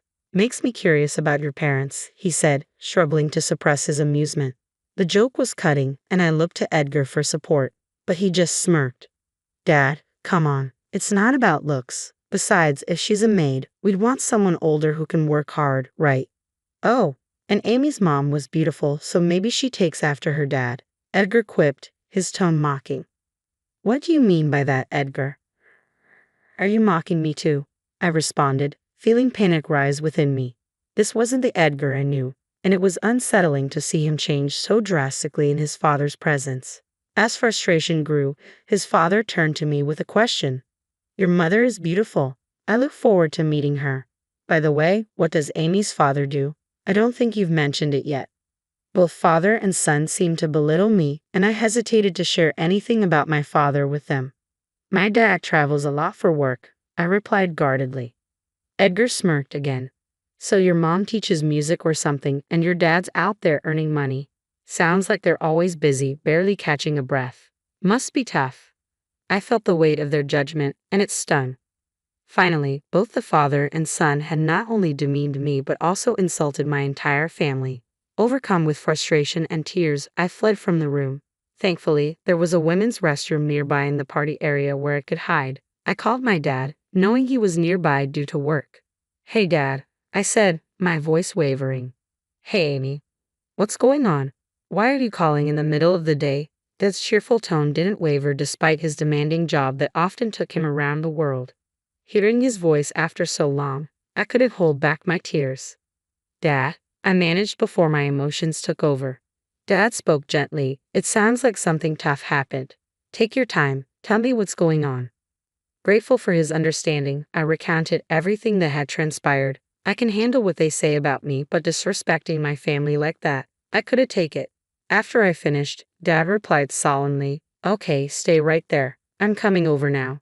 Really? What about your work? I asked, concerned. When it's my daughter's crisis, work can wait. Don't worry, Dad assured me. Knowing Dad was on his way made me feel a bit stronger. Thank you, Dad. You know how to get to the place, right? Yeah, of course, Dad confirmed before ending the call. I wiped away my tears and gathered my resolve to return to where Edgar and his father were chatting amicably. Amy, you're back. I thought you might have left, Edgar commented casually. Unfortunately for you, since your father was so eager to meet my parents, I've called them here as you requested, I stated firmly. At my words, my father-in-law smirked and remarked, calling someone away from work in the middle of the day, and they can drop everything to come. Sounds like a pretty easy job he's got. Like father, like daughter, I suppose. This should be interesting. Edgar and his father laughed mockingly, but their taunts no longer intimidated me. I knew once they saw my dad, it would be in for a surprise. About 10 minutes later, Dad arrived. Edgar hurried to greet him at the door and returned looking astonished. Is that really Amy's dad? He's like a celebrity, Edgar exclaimed in disbelief. I glanced towards the entrance where my dad stood, impeccably dressed in a formal suit, likely preparing for an event. However, my father-in-law remained skeptical. Why are you so surprised, Edgar? It's natural for fathers to make an effort when visiting their daughter's fiancé's home. He must have borrowed the suit, my father-in-law remarked dismissively. What are you talking about, Dad? He arrived in a luxury car that's rare around here. Who would lend something like that? Edgar countered, causing my father-in-law's face to tense up. Then Dad approached us and greeted him. Hello, I'm the maid's father. My father-in-law dropped his wine glass in shock at seeing my dad. You are, he started, clearly surprised. Dad glanced around the spacious house and commented, such a large house and no staff. Yet you have Amy, your son's fiancée, working as a maid? No, that's not true at all, my father-in-law hurriedly denied, waving his hands. Was there a misunderstanding from what Amy told me over the phone? She mentioned being insulted as poor face, similar to her father. Dad continued calmly. No, my father-in-law stammered, clearly uneasy. Edgar, sensing the tension, asked anxiously, Dad, what's going on? Who is this man? Watch your tone. This gentleman is Roy Jones, the renowned pianist who will be performing at our important party tomorrow, my father-in-law declared, leaving Edgar equally stunned. Really? Hey, Amy, why didn't you tell me? Edgar asked incredulously. I was just as surprised when Edgar mentioned a famous pianist coming over. I knew my dad was playing at a party tomorrow, but I had no idea it was here, I explained. Edgar shook his head. That's not what I'm asking. Why didn't you tell me your dad is Roy? Well, Edgar, you always steer conversations back to yourself. There was hardly any opportunity for me to share about my own family, I replied, feeling the weight of his previous mockery still fresh. Come on, you've been shifting blame since then, Edgar retorted defensively. His father chimed in, addressing me sharply. Amy, Edgar has a point. Even if you're the daughter of a famous pianist, shouldn't you have disclosed your parents' occupations before coming to your fiancé's house? His words made me pause, unsure how to respond. Just then, my dad stepped in to support me. Well, that may be true, but are you implying that if Amy weren't my daughter, you would have treated her as you suggested, like a maid? Dad countered firmly, not backing down. My father-in-law was left speechless by the question. Seeing his perplexed expression, my dad chuckled and added, regardless of intentions, it seems marrying into this household involves taking on all the household chores. What do you mean by that? Edgar's father demanded. Glancing around the house, my dad continued, I've heard rumors that any maid who enters this house quits soon after. They say it's because the master is difficult to work with, and the son here tries to charm every young maid. Observing closely, it was evident that there wasn't a single maid or servant in such a large estate. While the party room was immaculate, likely prepared for tomorrow's event, the rest of the house showed signs of neglect. Edgar, did you really intend to marry me just to make me a maid? I love you sincerely, I asked, searching his face for any hint of remorse. Edgar remained silent, his head bowed, before finally murmuring, I didn't have a choice. No choice. So anyone could have been the maid as long as it wasn't me? I pressed, hurt and incredulous. Edgar couldn't meet my gaze. Seeing his avoidance, my dad intervened sternly. So you never loved Amy. In that case, we're ending this engagement, Dad declared firmly. What? Wait, just hold on a minute, Edgar protested, but my dad's resolve was unwavering. There's no need to wait. Furthermore, I'll be withdrawing from tomorrow's performance under these circumstances, Dad stated calmly. What? That's a separate issue. What about our important guests tomorrow? My father-in-law began to panic. That's not my concern. If you need a pianist, have your son perform. I've heard he's quite talented, Dad replied coolly. My son's piano skills aren't suitable for our esteemed guests. Please understand your frustration with Edgar, but, my father-in-law pleaded desperately, bowing deeply. Looking down at his father, Edgar erupted, Dad, stop painting me as the villain here. This is all your fault. You drove Mom away with your relentless demands and you've driven away every maid you've hired. Shut up. If we lose our guests tomorrow, our business will be ruined. Edgar's father shouted back, their argument escalating until a loud crash came from the rear of the house. You're right, Edgar. You're the worst for making your wife suffer. My mom's voice echoed through the room, full of disappointment and anger. Oh, you're here. Edgar responded, surprised by her sudden appearance. I came as soon as I got the call from your dad. It was easy to sneak in since there's no gatekeeper, Mom explained, her gaze piercing through my father-in-law, who looked visibly shaken by her presence. You are. You remember me. You overworked and mistreated my best friend. It's been a while since I confronted you last, Mom interjected firmly. I knew that the mother-in-law Edgar had pushed away was Mom's best friend from college. That connection was why Mom had opposed my marriage into this family. She stood tall, glaring at my father-in-law with unwavering resolve. After you drove her away, she came to me. She joined the same orchestra, excelled in her violin studies, and now she teaches at the violin school I run. She's doing that. You haven't changed at all. You treated your ex-wife, who you deemed plain-looking, like a servant, never appreciating her true worth, Mom accused sternly.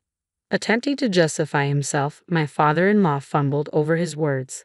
Yes, I knew she graduated from a conservatory, but once she married into our family, she had to conform to our ways. I was taken aback by his feeble excuse.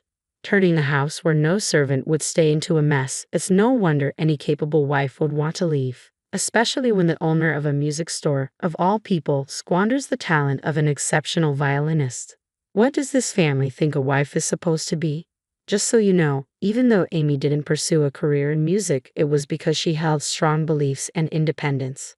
She always pursued her own potential without following the path set by her parents. Dad nodded solemnly at Mom's words. It was a relief to see my parents understanding me despite feeling isolated due to their separate music tours. I used to rebel against their lifestyle, but now I understood their perspective. Their unwavering belief in me moved me to tears. My father-in-law had no rebuttal to Mom's assertions. Beside him, Edgar began to cry, dropping to his knees. I've had enough. I don't need a wife. Just let her go back. It's all Dad's fault anyway, not mine, right? Edgar seemed eager to end the discussion, but my father-in-law wasn't willing to concede. Edgar, what are you saying now? If your marriage with Amy falls apart, tomorrow's reception will be ruined. Instead of worrying about that, why did you ask him to play the piano tomorrow? Dad retorted with frustration, focused solely on defending his company.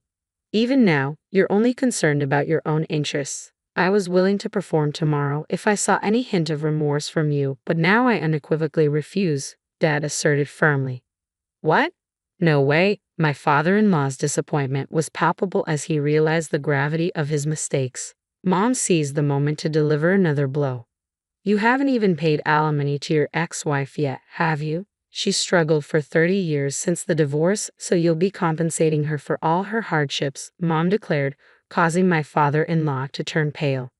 Now that tomorrow's plans are ruined, our company is in jeopardy, and I have to pay alimony to my ex-wife. This is too much, he lamented. But wait, there's more, Mom said, casting a sly smile toward Edgar. Look here, you clueless son-in-law. Edgar looked around bewildered. Who else could it be? Even though the engagement wasn't official, you've deeply hurt Amy. So you owe her compensation. Well, all the family finances are managed by my dad, so please ask him for the compensation, Edgar responded, proving Mom's point about his cluelessness. However, my father-in-law vehemently shook his head in refusal. Edgar, I have no knowledge of that. You're responsible for your own compensation. This is impossible. This whole mess is Dad's fault. Edgar and his father continued their futile argument. Watching the absurdity unfold, we couldn't help but burst into laughter, grateful to have uncovered the true nature of this family before committing to marriage. I felt immense gratitude toward my parents for their unwavering support. The following day, despite proceeding with the party for their clients, the absence of my dad's piano performance left guests disappointed, leading them to depart early. This setback spelled dire consequences for the management as the loss of these crucial clients exacerbated the company's already precarious financial situation. With the father's tarnished reputation and the company barely hanging on due to client support, bankruptcy loomed inevitable. As their store was housed within the department store where I worked, news of their downfall was inevitable. Soon after, their business collapsed into bankruptcy. Yet our entanglements persisted. Edgar and his father adamantly refused to fulfill the compensatory demands made by my mom and me, prompting us to initiate legal proceedings against them. To compound matters, my father-in-law attempted to counter-sue my dad for abruptly canceling his performance on personal grounds. However, my dad graciously acknowledged the cancellation's personal nature during litigation. I regret withdrawing from the performance due to personal reasons. I will honor the compensation owed, so please proceed accordingly. By accepting their lawsuit, my father-in-law inadvertently weakened his position in resisting our demands. Reluctantly, he settled the outstanding alimony owed to his ex-wife, while Edgar eventually paid the compensation owed to me. Subsequently, Edgar and his father, having lost everything, including their home and the prized $2 million piano, faded into obscurity. Reports surfaced of sightings at a hotel event venue, but they were later spotted working as night cleaners, far removed from their former status. This experience prompted me to reassess my perspective. I used to dismiss remarks like, "You must be proud of your accomplished parents." I prided myself on independence and moving away from home. Yet now, I understand my true source of pride lies in having exceptional parents. Recognizing this, I resolved to attend my father's concerts, something I had neglected in the past. Today marks my father's birthday concert, and I'm here with my mom. It's been too long since I last heard him play the piano live, and it fills my heart with warmth. Having such a remarkable father fills me with gratitude. My mom, too, enjoys his music, listening with contentment. It's a serene moment, and I feel immensely fortunate to have these parents. Moving forward, I'm determined to show them the appreciation they deserve in ways I hadn't considered before. As I listened to my father's music, I silently made that promise to myself.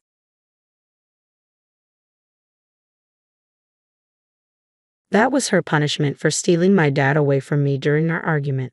Jenna seized my arm and forcefully dragged me outside, shoving me into a grimy shed. Despite my efforts to resist, youth had the advantage of strength, leaving me trapped in the chilly darkness. As panic set in, I suddenly remembered the weight in my back pocket. Frantically searching, I found it, my ID. My name is Sophia Johnson, 42 years old. I work as an administrative assistant at a company. The job isn't too complicated, but it's never boring. I find it fulfilling, and my coworkers are all kind-hearted, which I love about my workplace. It might be rare in the workforce, but I genuinely enjoy my job every day and don't find it burdensome. Yet one concern nags at me: I'm not married.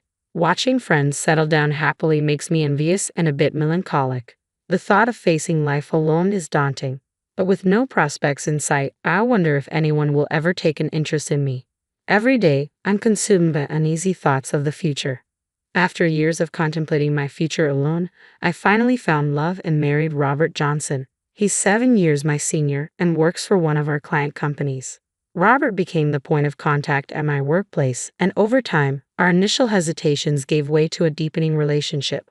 We dated for several years before tying the knot, a moment that filled me with genuine elation. I hoped earnestly that together Robert and I would build a happy home. Robert came with a 15-year-old daughter named Jenna from his previous marriage. He had been upfront about Jenna from the start, and I had met her on several occasions. Jenna, reserved yet devoted to her father, always warmed my heart with her attachment to Robert. I harbored a quiet hope that as we settled into our new life together, Jenna and I would grow close. Little did I realize then the complexities of Jenna's true nature. Upon marrying Robert, I moved into their home and took on the role of homemaker after leaving my job. I devoted myself to ensuring Robert and Jenna's comfort, preparing nutritious meals, and maintaining a tidy household. Though these tasks may seem mundane, I believe they contributed to our collective happiness. However, adjusting to family life proved challenging after years of independence. In those moments, my solace came from Oliver, a cat who became a source of comfort amidst the new routines and responsibilities. Oliver had always been a fixture in Robert's house. He wasn't exactly slim, and I'd heard he had a knack for sneaking out. But I held on to the belief that as long as I was home, he'd stay put. Despite facing many exhausting days, I found solace in watching Oliver. Life after marriage brought its challenges, yet I often felt happier than during my single days. But there was one lingering concern: Jenna's apparent disinterest in me. No matter how I tried to engage her in conversation, Jenna would meet my attempts with a puzzled look and continued silence. "Welcome home, Jenna," I would greet her. She'd only give me a fleeting glance in response. "How was school today? Did you have a good time?" I persisted, hoping for a connection, but she remained unresponsive.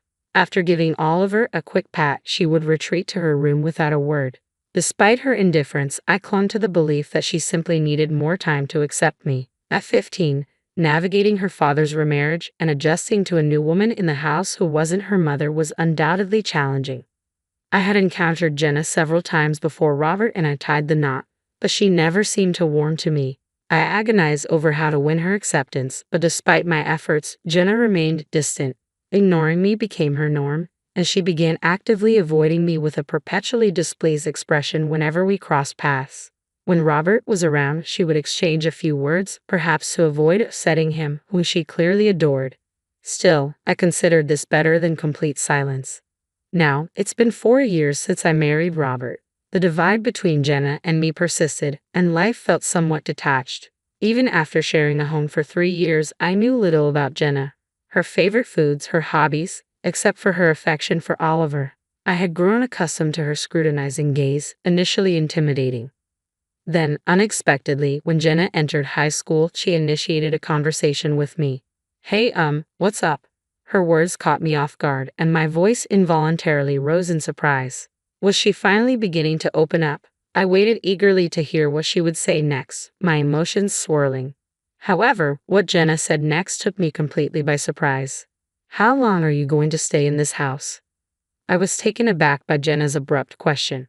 "What? I'm asking how long you're planning to stay. Can you leave soon? You're in the way." The words hit me like a sudden gust of wind, leaving me stunned and unsure of how to respond. "Why would you say that?" I managed to ask, trying to comprehend the unexpected request. Jenna didn't hesitate to voice her feelings, revealing the turmoil she had been carrying. "Look, I love my dad. It was just the two of us, you know. Why do we suddenly have to live with an old woman like you trying to act like a mother? I just can't handle it." Her words pierced through me, leaving me speechless and hurt. I thought if I just gave you space. I struggled to find the right words amidst the flood of emotions. "In front of Dad, you act all high and mighty, but it's been tough for me," Jenna continued, her tone sharp with resentment. "Maybe it's time you realize your place, old lady." Her words stung deeply, and I felt tears welling up uncontrollably. Jenna's satisfaction at my distress only added to the pain. She had been harboring such negative feelings towards me all this time, and now they were laid bare. As Jenna walked away, leaving me in silence, I grappled with the weight of her words. What happened to the efforts of the past 4 years? Despite my earnest attempts to win her acceptance, Jenna had never truly welcomed me into her life. How could I bridge this gap now? The question haunted me, but I had no answers. From that day forward, Jenna's insults became a regular occurrence. "Sophia, I've always thought this, but you're really terrible at cooking. It's seriously awful." "Oh, I see. I'm sorry," I would reply softly, trying to mask my hurt. "It's sad for Dad, you know? There are so many better people out there." With Dad's charm, he could remarry in a heartbeat. Jenna would continue, always putting on a different face when around Robert. "Jenna, you've said before that Sophia's cooking is quite delicious, haven't you?" "Yeah, it's tasty," she would quickly respond. It wasn't new, but each time Jenna seamlessly switched gears, it left me bewildered.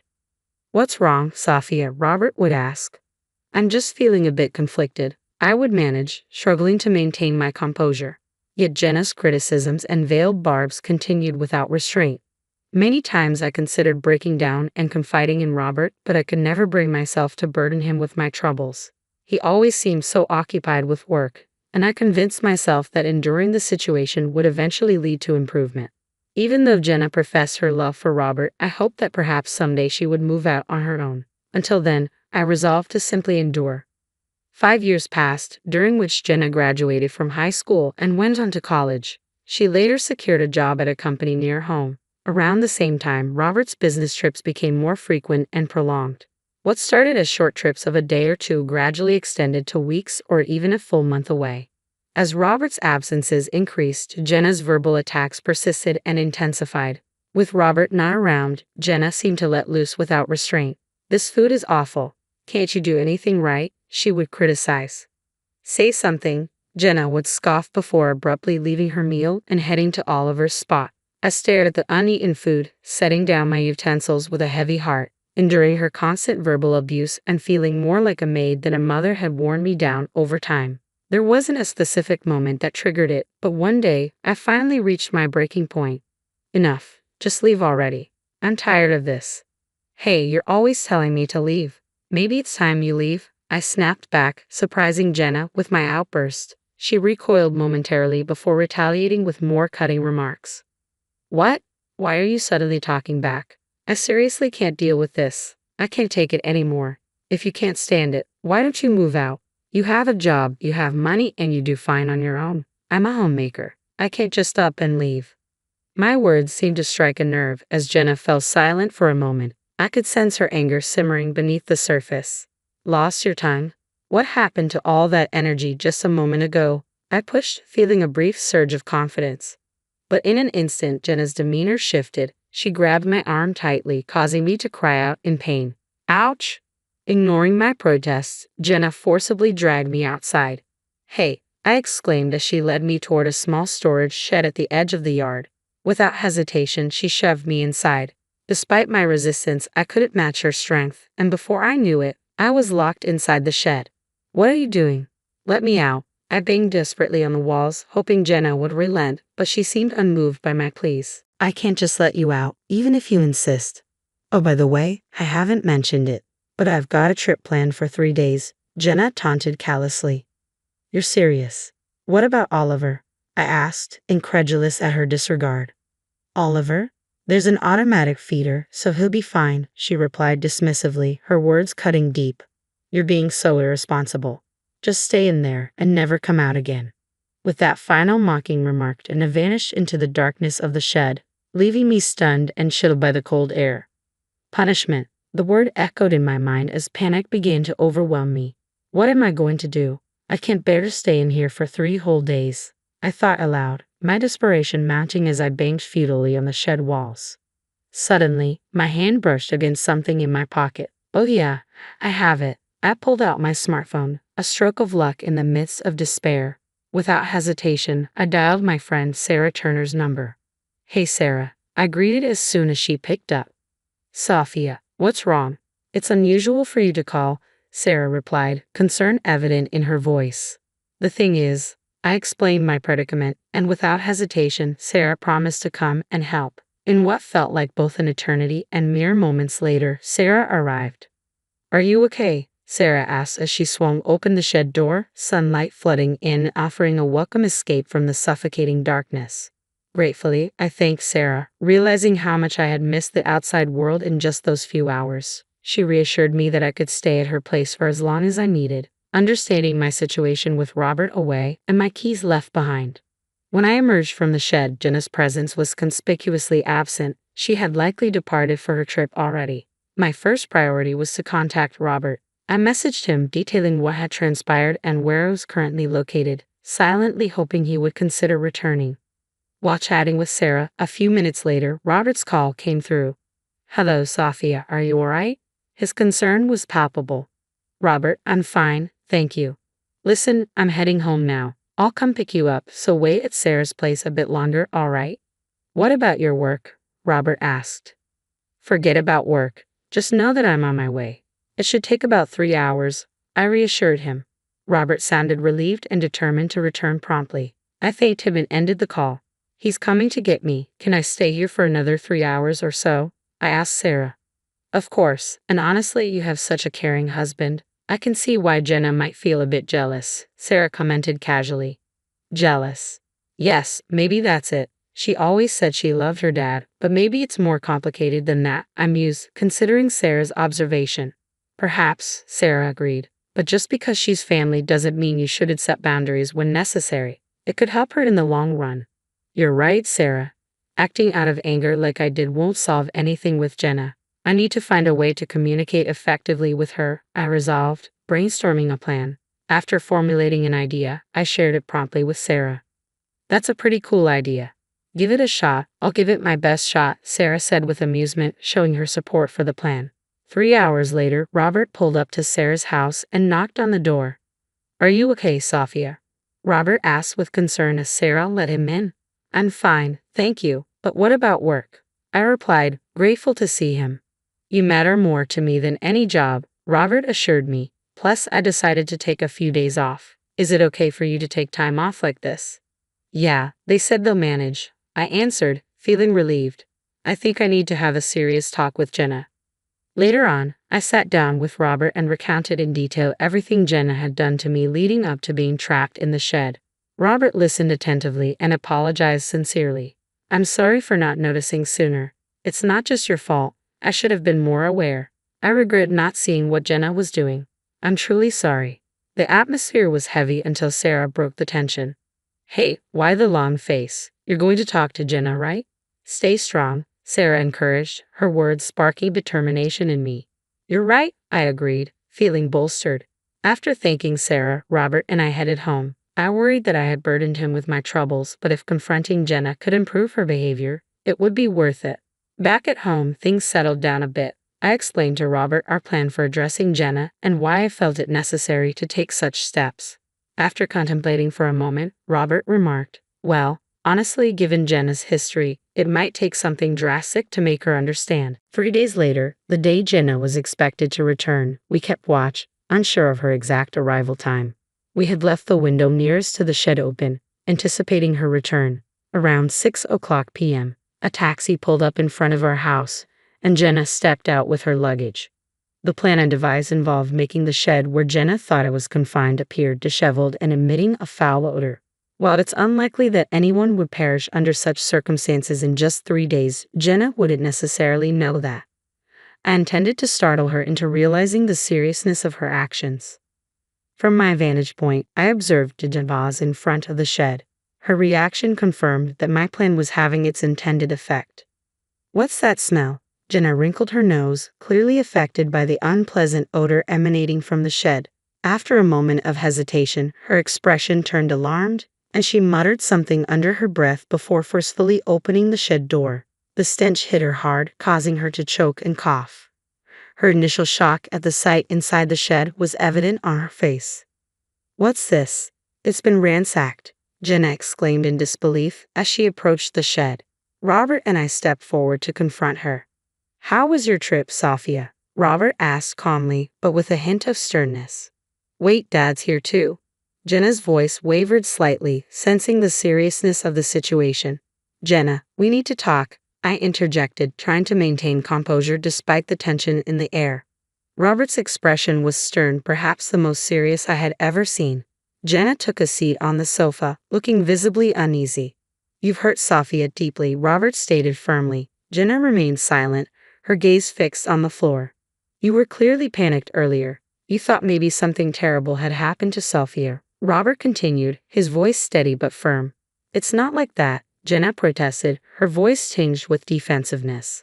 Then why were you so alarmed in front of the shed? I pressed gently, waiting for Jenna's explanation. It was clear she had something important to reveal. I thought Oliver was inside. What about Oliver, after all? Oliver used to escape often before. I thought maybe he somehow got into the shed and couldn't get out. You should have been worried about Sophia after locking her up. What would have happened if I hadn't come back? I forgot about Sophia. I can't believe I forgot I locked her up, Jenna stammered, her words disjointed as she tried to explain herself. But Robert's reaction was swift and severe. I never expected this from you. I'm truly disappointed. Robert's voice was filled with hurt and disbelief. But wait, Jenna attempted to justify herself. But Robert cut her off sharply. What are you waiting for? To make excuses. His tone was stern, unwilling to entertain any justification for her actions. It's just that I felt like Sophia took you away from me, Jenna continued, her voice tinged with desperation. You endangered someone's safety because of that feeling. Robert's voice rose with anger. And then you forget about it. I never thought I raised you to be so careless. With a heavy sigh, Robert seemed to resign himself to Jenna's behavior. Sensing his disappointment, Jenna stood up, defensively trying to explain herself again. Dad, please don't say that. I love you so much. If Sophia had just waited quietly for 3 days, I would have let her out. And if she hadn't called her friend, none of this would have happened. You didn't need to leave work early or take time off. This is all your fault. Maybe if you hadn't obviously favored her over me, none of this would have come to light. You act on your own and then blame me for everything, Jenna argued, her words laced with resentment and frustration. What? Oh, and by the way, weren't you the one who once said it was okay to leave Oliver alone for 3 days? That's just unthinkable. You have a living creature to care for, Jenna. If you truly cared, leaving him alone for that long wouldn't even be an option. Do you even know what kind of food Oliver is eating right now? Robert and I have been taking care of him all this time. I thought you loved Oliver since we started living together, but now you only pay attention to him when it suits you and ignore him otherwise. It's contradictory and frankly, quite sad. When I spoke honestly about my thoughts, Jenna flushed with anger. Why do I have to hear this from you? You're just a stranger, an outsider. You're the one who took my dad away, so it's all your fault. Hey, that's enough. Jenna's refusal to understand my perspective infuriated me, but Robert intervened. You've been saying nothing but self-centered nonsense. How is any of this Sophia's fault? I can't comprehend your logic, Jenna, Robert interjected firmly. Daddy, Jenna's voice cracked with tears as she clung to Robert, seeking comfort, but Robert remained stoic. Leave this house, Robert commanded coldly. What? Why? Wait, this is so sudden, Jenna protested, clearly taken aback. I can't have someone in this house who thoughtlessly endangers another's life and then brushes it off without a care. Get out, now. Robert's voice was resolute, leaving no room for argument. But this is enough. You think you have the right to talk back? You only ever think about yourself. Jenna tried to reason with Robert, but he ignored her pleas. Finally, she turned to me, her expression fraught with desperation. Sophia, please say something, Jenna pleaded, her voice tinged with desperation. No, it's no use. Just leave. Robert's voice was firm and unwavering. Stop clinging to me just because I'm upset. Just as she said, you really only think about yourself, I added, my frustration evident in my tone. Jenna lowered her head with a defeated look, grabbed her suitcase, and silently left the house. Her departure seemed lonely, but strangely, I felt no sympathy for her at that moment. In the days that followed, my inbox and phone were flooded with emails and calls from Jenna. She sent messages like, I'm sorry, and please forgive me. The sheer volume and timing of these messages, sent in bunches or at odd hours, revealed her self-centered nature. She also updated me on her living situation and struggles. Apparently, she was staying in budget motels while working. Despite her complaints about cleanliness and amenities, she was picky about finding a place with a separate bathroom and reasonable rent. Robert received similar messages and was equally stunned. Either she genuinely can't handle living independently or she's just too focused on herself, Robert remarked, his disappointment palpable. But truthfully, under no circumstances would I ever allow Jenna back into our home. I sincerely hope she takes the time to reflect on her actions. After Jenna's departure, our lives settled back into peacefulness. While Robert still travels for work, it's not as frequent as before, allowing us more time to unwind together. We no longer need to tiptoe around each other, and it's refreshing to feel at ease. Jenna never heeded our warnings, so in a strange way, I find solace in how things have unfolded. Above all, each day spent with Robert brings me pure happiness. After finishing my chores and sinking into the sofa, Oliver climbed onto my lap, purring contentedly as he settled in for a nap. These moments are what I cherish most. As I stroked Oliver's fur, I couldn't help but lose myself in these comforting thoughts.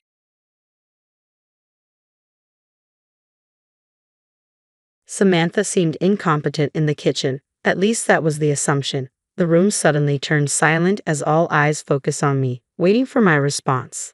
Bob, emboldened by the attention, started to boast loudly.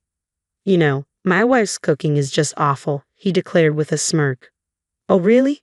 When did you get a taste of my cooking? I thought you always dined at your mistress's place, I retorted sharply, my voice rising to expose Bob's infidelity. What? Bob stuttered, caught off guard. It's the truth. I have the evidence right here, I continued, gesturing towards the documents held by my father-in-law. My name is Samantha Waters, aged 35. I've always found assertive men intimidating, almost scary. I've had few romantic relationships and hardly dated. As I approached what some call middle age, my parents grew concerned and suggested arranged dates. At first, I resisted, but with few opportunities to meet men and my parents' persistence, I felt the pressure to marry and went on several arranged dates. One of them was with Bob. He was kind, responsible, and a top employee at a prestigious company. Despite his imposing stature, he wasn't intimidating to me. The discussions about marriage progressed smoothly, and I met Bob's parents. His family ran a traditional cooking school, his father a renowned master in the field. Bob's father, always dressed in traditional attire, had a presence that made me stand a bit taller each time we met. In contrast, my mother-in-law had a gentle demeanor, her face lighting up with dimples when she smiled. Bob and I decided to get married, much to the delight of my parents who believed I had hit the jackpot. A condition of our marriage was for me to become a housewife, so I left my administrative job at an electronics company. Even my colleagues teased me about marrying up. Looking back, that might have been the peak of my happiness. Bob explained that he was swamped at work and might not be able to come home often, asking for my patience. He wanted to reach certain milestones in his current job before quitting to help with the family business. I admired his commitment and decided to support him. Years into our marriage, Bob rarely came home. I knew he would be busy, but I didn't expect this level of absence. Most nights, I'd be alone in the living room of our apartment, generously provided by Bob's parents, waiting for him. Guess he's not coming home tonight, I'd think. I had only cooked for Bob a few times since we got married. He hardly ever came home, and when he did, it was very late. He often went on business trips, sometimes being away for days. He usually ate out and worked late into the night. Despite coming home late, he'd be up and out extremely early. I often worried if he was getting enough rest or eating nutritious meals. He'd leave without even having breakfast. One morning, as Bob was getting ready, I expressed my concern. "Bob, I wish you'd have a proper meal." Without even looking at me as he fixed his tie, he responded, "It's fine. Work's just really busy right now. Don't worry about it, Samantha." With that, he left the house immediately. Even on weekends, Bob leaves early in the morning and returns late at night, regardless of whether it's Saturday, Sunday, or a holiday. He's often away on business trips. Initially, I thought Bob might be trying to give me space or avoiding being at home because he felt embarrassed. At one point, I even considered such sweet notions. With him gone so much, it feels like I'm living alone. Bob has very few belongings, just the bare essentials. Naturally, we don't converse much, so I don't know his hobbies, his favorite foods, or his dislikes. Did I do something wrong? I pondered this often. I talked to my parents about it, but they dismissed my concerns, saying, "Men being busy with work is just right." Even my few friends said it's better if the husband is out earning and not home, some even expressing envy. They didn't seem to care about my feelings. Bob handles the finances and always provides enough for our monthly expenses, so there's no financial insecurity. But this very lack of insecurity makes me worry more. I keep blaming myself, thinking I might have done something to upset him. I wonder if I'm lacking as a wife. I clean thoroughly and have been learning to cook, trying to make delicious meals every day.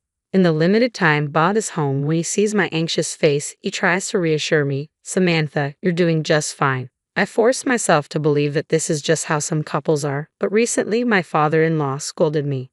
I received a call from him at the end of the year. Getting a call from my father-in-law is rare, so I was taken aback when he suddenly yelled at me, causing me to drop the phone. "Samantha, what on earth are you thinking? Did something happen?" His voice boomed through the phone. "Don't play dumb. Why aren't you attending the family gatherings? Every single year."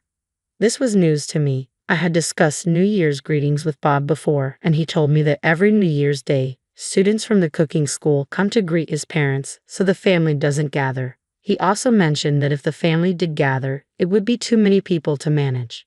Usually, only Bob goes to his parents' home with New Year's gifts.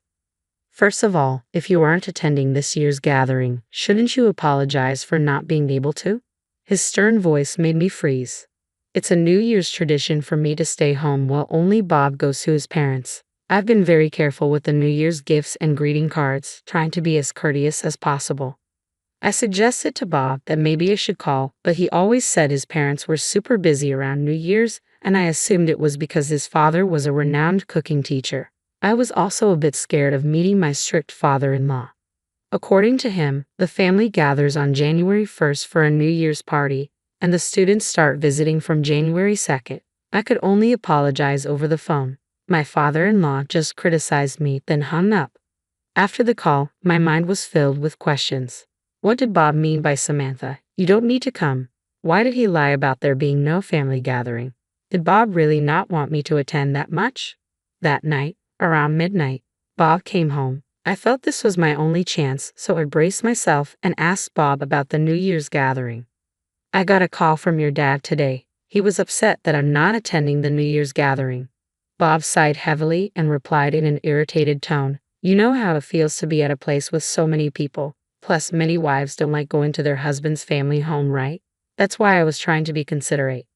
I was shocked at Bob's misunderstood kindness. Sure, many might dislike visiting their spouse's family. I've heard my friends complain about it. But to never go even once, that's a bit much, isn't it? Bob was reluctant, but I insisted on attending the gathering. The Waters family's New Year's party was a grand affair with many relatives exchanging greetings. At last, you showed up. It's only natural for family to attend such events, my father-in-law said sternly. Even when I explained that Bob had told me there wasn't a family gathering, my father-in-law remained furious. You've been avoiding us because you didn't want to see us, he accused. Unable to respond to his anger, I gave up on arguing. The rest of the family also gave me cold looks. I expected that and decided to endure it. What I couldn't stand, however, was that Bob didn't come to my aid at all. Instead, he just quietly drank his beer. As the night progressed and drinks flowed, people started coming over to me with complaints. I've never seen you do any housework. That's all Bob ever talks about, one said. In my mind, I whispered, it's because Bob hardly ever comes home. You probably don't cook often, and when you do, it's not even tasty.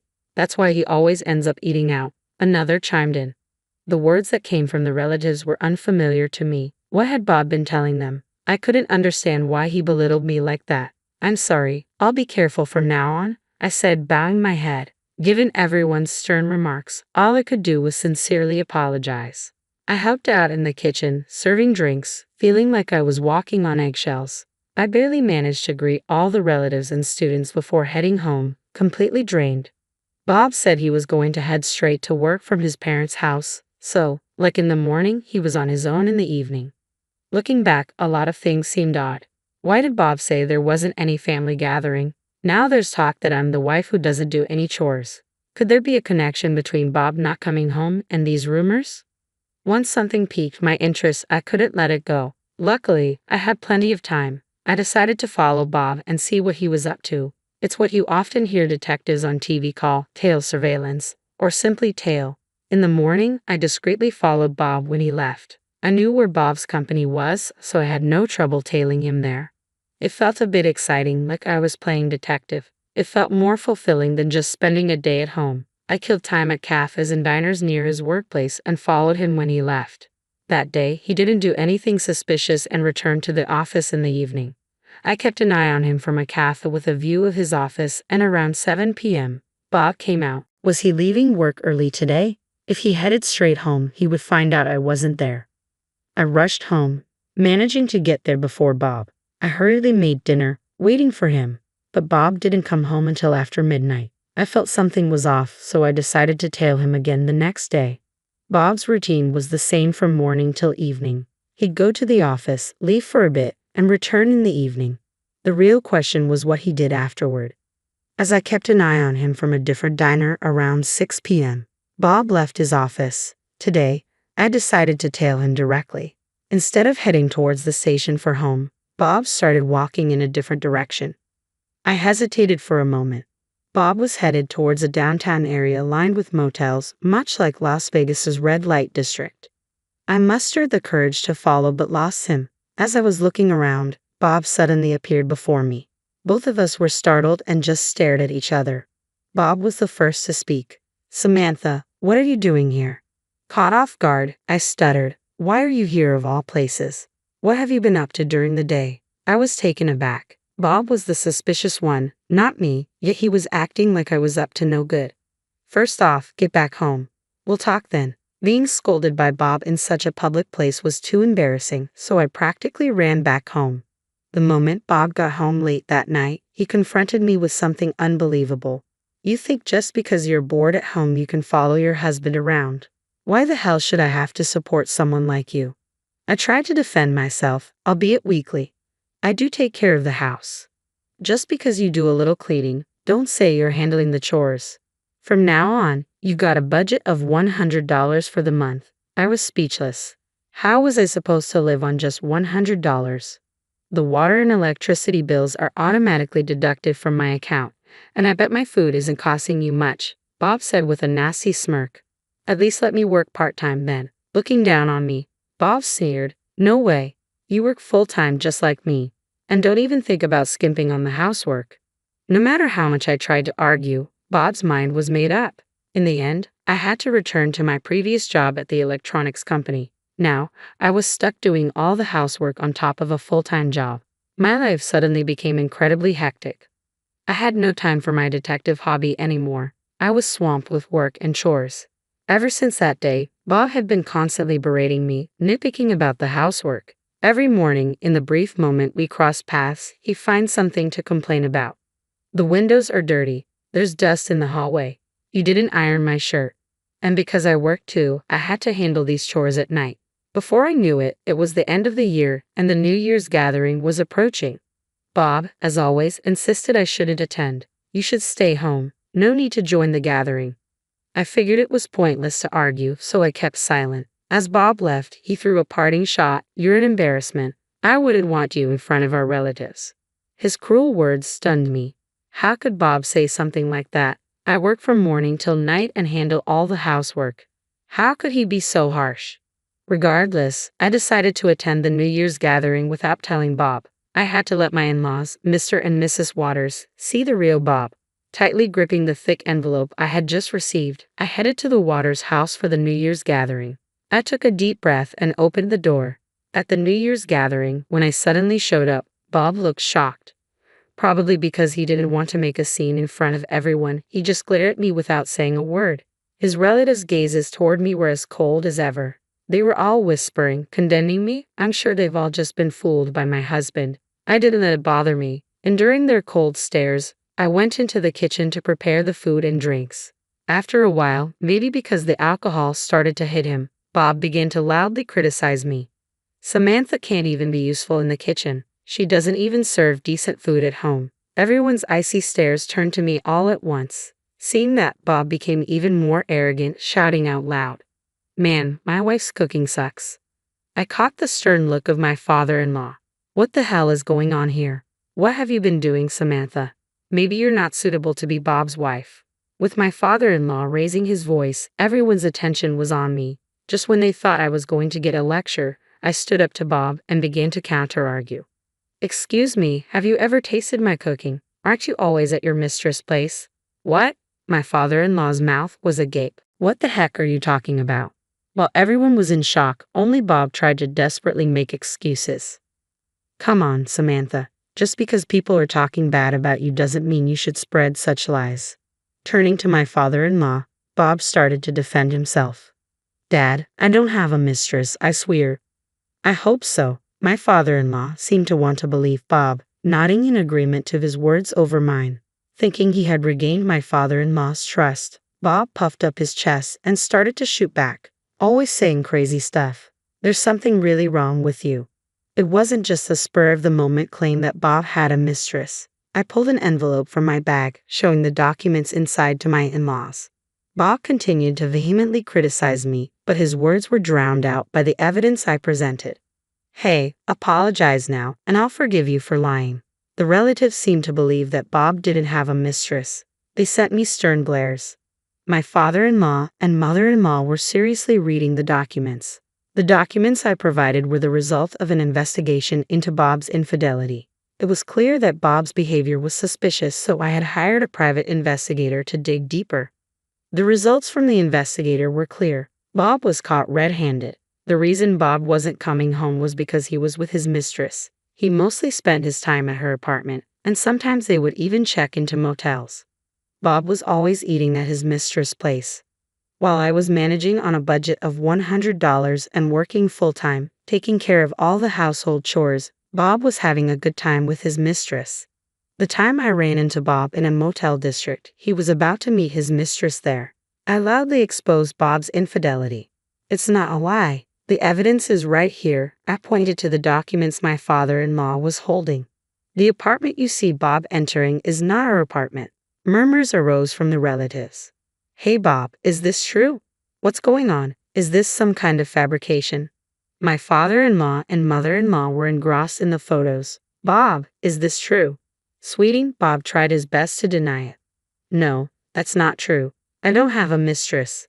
But my father-in-law and mother-in-law were fixated on the photos of Bob holding hands with an unknown woman. entering an unfamiliar apartment. Pictures of them picking out jewelry together in a store, snaps of them drinking wine in a fancy restaurant, images of them shopping for groceries. Bob's carefree smile was captured in all of them. I relentlessly confronted Bob. You mentioned you've been busy with overtime every day, right? Bob's face turned red, and he fell silent. My words poured out rapidly, fueled by anger. Why did you lie about not wanting to see the family or that the food isn't good? I never lied about any of that. Bob seemed to be playing dumb, even now. His attitude deeply disappointed me. Everyone fell silent as Bob and I argued. Then a loud voice from my mother-in-law filled the room. Bob, what on earth are you doing? Bob was taken aback by her sudden outburst. No, that's not it. My mother-in-law, usually a gentle soul, now had a stern, almost menacing look in her eyes. Even though she wasn't yelling at me, I was still scared. What do you mean? Are you saying all of this is made up? She spoke in a calm voice now, but it was even more chilling. The other family members remained silent, overwhelmed by her presence. So, the story about Samantha was a lie. Explain yourself. Relatives whispered among themselves. I've never seen her so mad. She's always smiling, but she's the scariest when she's angry. Seemingly resigned, Bob sat down in a traditional manner and began to explain in a soft voice. I knew that woman before we got married. We met at a club in Las Vegas. The room buzzed with whispers. Both my father-in-law and mother-in-law looked at Bob sternly. With this strict family, I thought they'd never accept me marrying a woman from Vegas. It seemed like Bob might be crying as wet spots appeared on the floor. So, I thought of marrying any suitable woman and then live with her. So, that suitable woman is me, huh? I'm sorry. You said you weren't interested in marriage. I thought if I just provided money, everything would work out. A question popped into my mind. Then why did you badmouth me to my in-laws? Had it not been for those rumors, I wouldn't have been so suspicious. I wanted her to be my real wife. I despised living with Samantha, whom I didn't even love. So, I want to divorce you somehow. Do you realize how selfish you sound? Bob seemed to shrink even further. I'm sorry. I've always been told I wouldn't be a real man unless I got married. So, I thought I had to get married at any cost. I believed that once I was divorced, no one would bother me about remarrying. Bob assumed that once divorced, his parents wouldn't interfere with his remarriage. So, he could then focus on his affair. All he needed was an excuse for the divorce. He had to make it seem like it was my fault, not his. That's why he tarnished my reputation. The reason for setting the living expenses at $100 was because he didn't want me to find out about his infidelity. He figured if he only gave me $100, I wouldn't be able to investigate, and if I worked full-time, I probably wouldn't have the time to look into it. It seems he never thought of using a private investigator. Such recklessness led to his downfall, and now Bob had to apologize in front of the family. You knew an affair was the one thing you shouldn't have done, right? You even betrayed Samantha, who has done so much for you. Veins were bulging on his mother-in-law's forehead. Her anger seemed endless. Bob was shedding tears and snot. Bob, you're the disgrace of this family. We're cutting ties with you. Everyone in the family was shocked. Probably what his mother-in-law says is the final word in this household. His father-in-law nodded in agreement.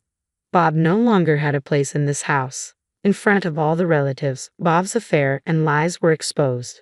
His own mother told him they were cutting ties. Dizzy and crying, Bob silently left the room.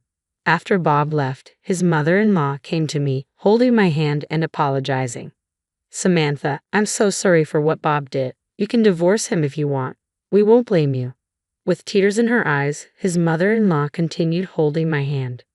We were so deceived by Bob. We're so sorry for shouting at you for no reason, Samantha. I always thought his father-in-law was a silent and stubborn man, but he was quick to admit his mistakes and apologize. He's a good person. And I realized this family runs smoothly thanks to his mother-in-law. They're such good parents. I wonder why Bob became so deceitful and disrespectful. I reconciled with my in-laws, and shortly after, my divorce with Bob was finalized. The divorce went just as Bob wanted. After being disowned by his family due to the affair, it seems Bob lost his backing from a prominent family. I heard he's been demoted at work and is now in a less significant position, His income decreased significantly and his mistress got tired of him and left. I got this info from Bob's mother-in-law. From the Waters family, I received more than twice the usual amount. I assumed part of it was hush money. Now that I have some extra money, I'm indulging in luxury trips abroad a few times a year. The apartment they prepared for me and Bob is mine to use as long as I want. Bob was hardly ever there, so I'm living freely without any memories of him. The only good thing Bob ever did was encourage me to return to work. Thanks to that, I have a stable income now, and it seems I won't face any financial difficulties. I occasionally keep in touch with my ex-father-in-law and the rest. They invite me to their New Year's gatherings, but I decline.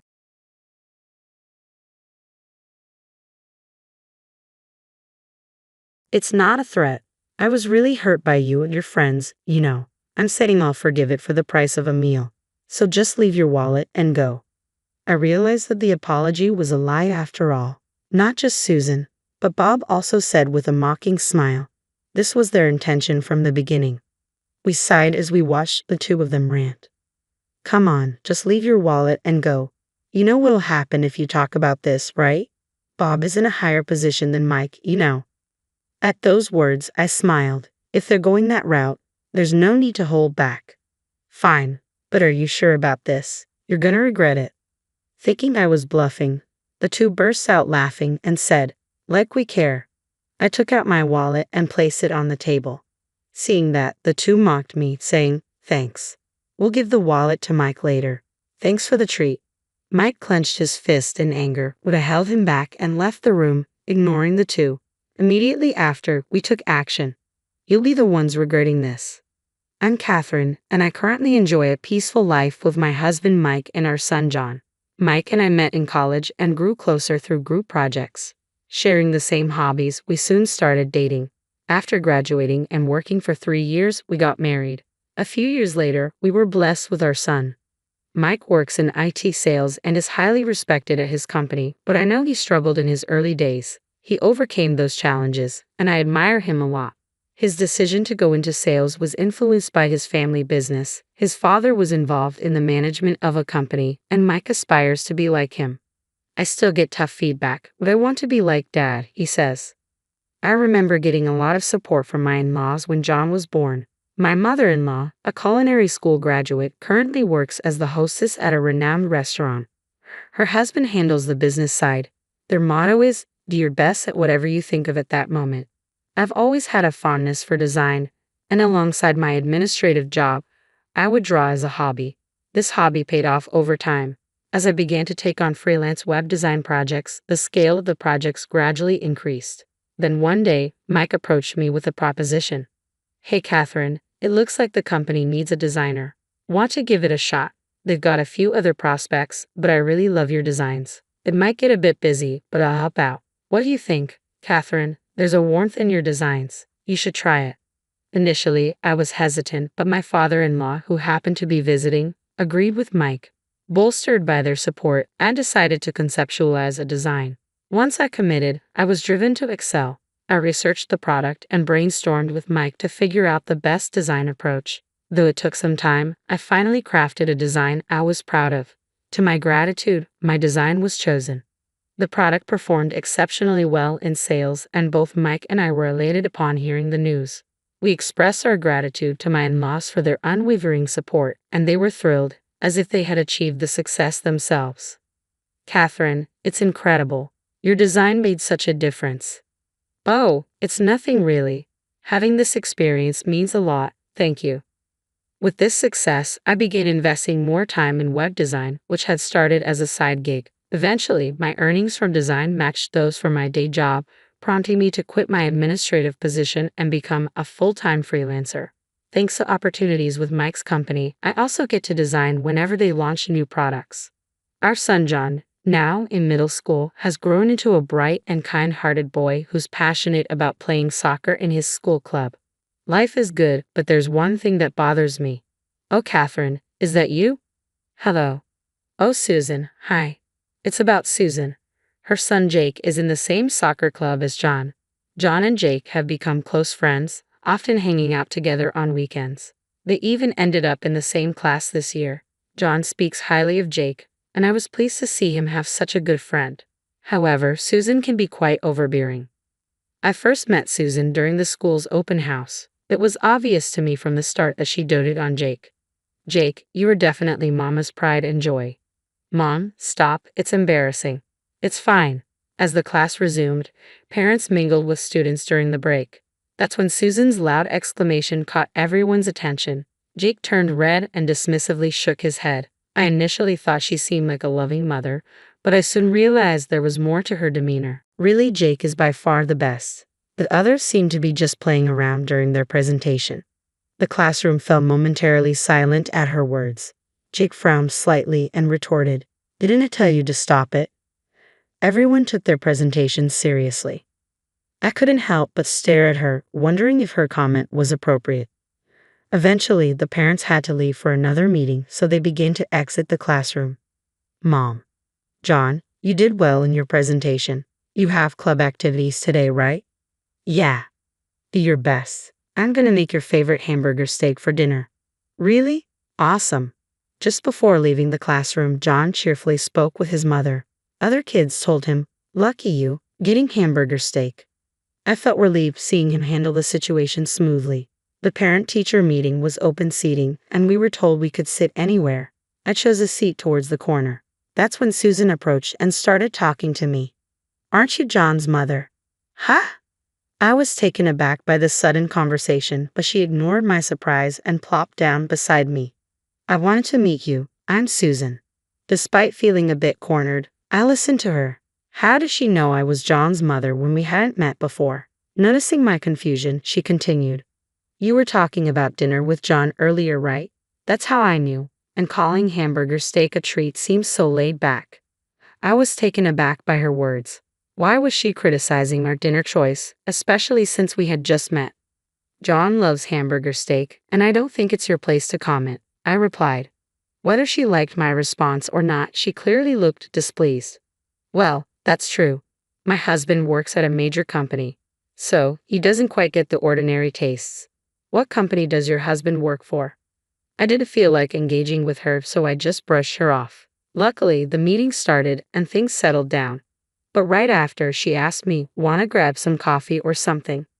I tried to decline a few times, but she'd insisted, "Come on, it's just some mom friends bonding. Besides, Jake and John are good friends." Left with little choice, I reluctantly agreed. We exchanged contact information and went for coffee before heading home. During our chat, she boasted about her affluent lifestyle and her husband's career. Despite my reservations, she continued to invite me for coffee several times a month, leveraging our kids' friendship. One time, when I declined, she casually mentioned, "My husband knows a lot of people, including John's club coach." It felt like a veiled threat, so I reluctantly maintained a friendship with Susan. What shocked me further was discovering that Susan's husband worked at the same company as Mike. I remember nearly spitting out my drink in surprise when I found out. She had mentioned it was a major company but never specified which one. I hadn't imagined it would be the same one Mike worked for. I learned this during one of her visits to my home. Jake had come over to play, and Susan entered without invitation since our kids were together. "Isn't your husband working for XYZ Corporation, Catherine?" As she said this, I nearly choked on my tea. Seeing my shocked face, Susan seemed pleased, and I had a sinking feeling about where this was headed. "Why?" "Because I saw a business card in your room with your husband's name on it, and I recognized the company name." "Hold on, are you saying you just went into her room?" "No, I didn't mean to. I was just looking for the bathroom and happened to open the wrong door." I was genuinely relieved my sons weren't around to hear this. I had given Susan directions to the restroom, so I initially suspected she was lying. But I had only verbally directed her, so I couldn't push back too hard. Indeed, in Mike's room, he keeps business cards for work. Since I designed various types of business cards for his company, some were displayed under a desk protector. She must have seen those. Stunned and speechless, I stood there as Susan approached and said something. "I really don't like you." Her friendly demeanor had vanished, replaced by a sharp, piercing glare. "Do you enjoy taking work away from other people's husbands?" "Excuse me." Not understanding Susan's implication, I was left bewildered. She threw out one last barb. "Well, whatever. Just remember, I'm gonna make sure you regret this." I was at a loss for words and later recounted everything to Mike. So Bob's wife is Catherine's friend? It seems so. It must be a coincidence, but she seemed to have some sort of grudge against us. Who's this Bob guy? After a moment's thought, Mike took a deep breath and began to explain. I don't think it's good to discuss such things, but Bob is in the planning department. He's quite assertive and, from Mike's explanation, it became clear that the product planning department collaborated closely with the sales team to drive revenue. Bob, a prominent figure in product planning, held a significant position and was known for his strong belief in meritocracy. His influence was such that outcomes often hinged on his passionate support for initiatives. He's quite the meritocrat. Some say it's make or break working with him. I see, but I still don't understand why Susan has such animosity toward us. Yeah, I'm not sure either. I don't have a close relationship with Bob. Sorry for getting you involved in this mess. It's fine, but what about John and Jake? It's not ideal for the kids to be close while their parents are in this situation. Yeah, I'll try to find out more about it. Thanks. A few days later, Susan reached out. Feeling apprehensive, I answered her call, and she sounded noticeably more apologetic than usual. I'm so sorry about the other day. I was just stressed about my husband's work not going well. Deciding to give her a chance, I listened as she explained her concerns. She apologized and suggested that we try to get along since our husbands worked at the same company. So, how about we all go out for dinner? Despite my reservations due to her past behavior, I considered our children's friendship and agreed to give her another chance. That's fine. Thank you. I'll arrange the place and let you know the details later. She sounded pleased as she ended the call. The day arrived, and we headed to the restaurant Susan had chosen, a fancy seafood place. However, after waiting for a while, there was no sign of Susan and her husband. Concerned, I tried calling her. When I mentioned my name to the receptionist, their expression turned serious. I'm sorry, but the reservation is only for 2 people. What? Mike and I exchanged puzzled looks. What was going on? Asking the staff member to wait, I immediately called Susan. Hello, Susan. The restaurant just told me the reservation is for 2 people. She laughed and assured us to wait a moment. Soon enough, Susan and a man appeared. Mike greeted him warmly. Bob, good to see you.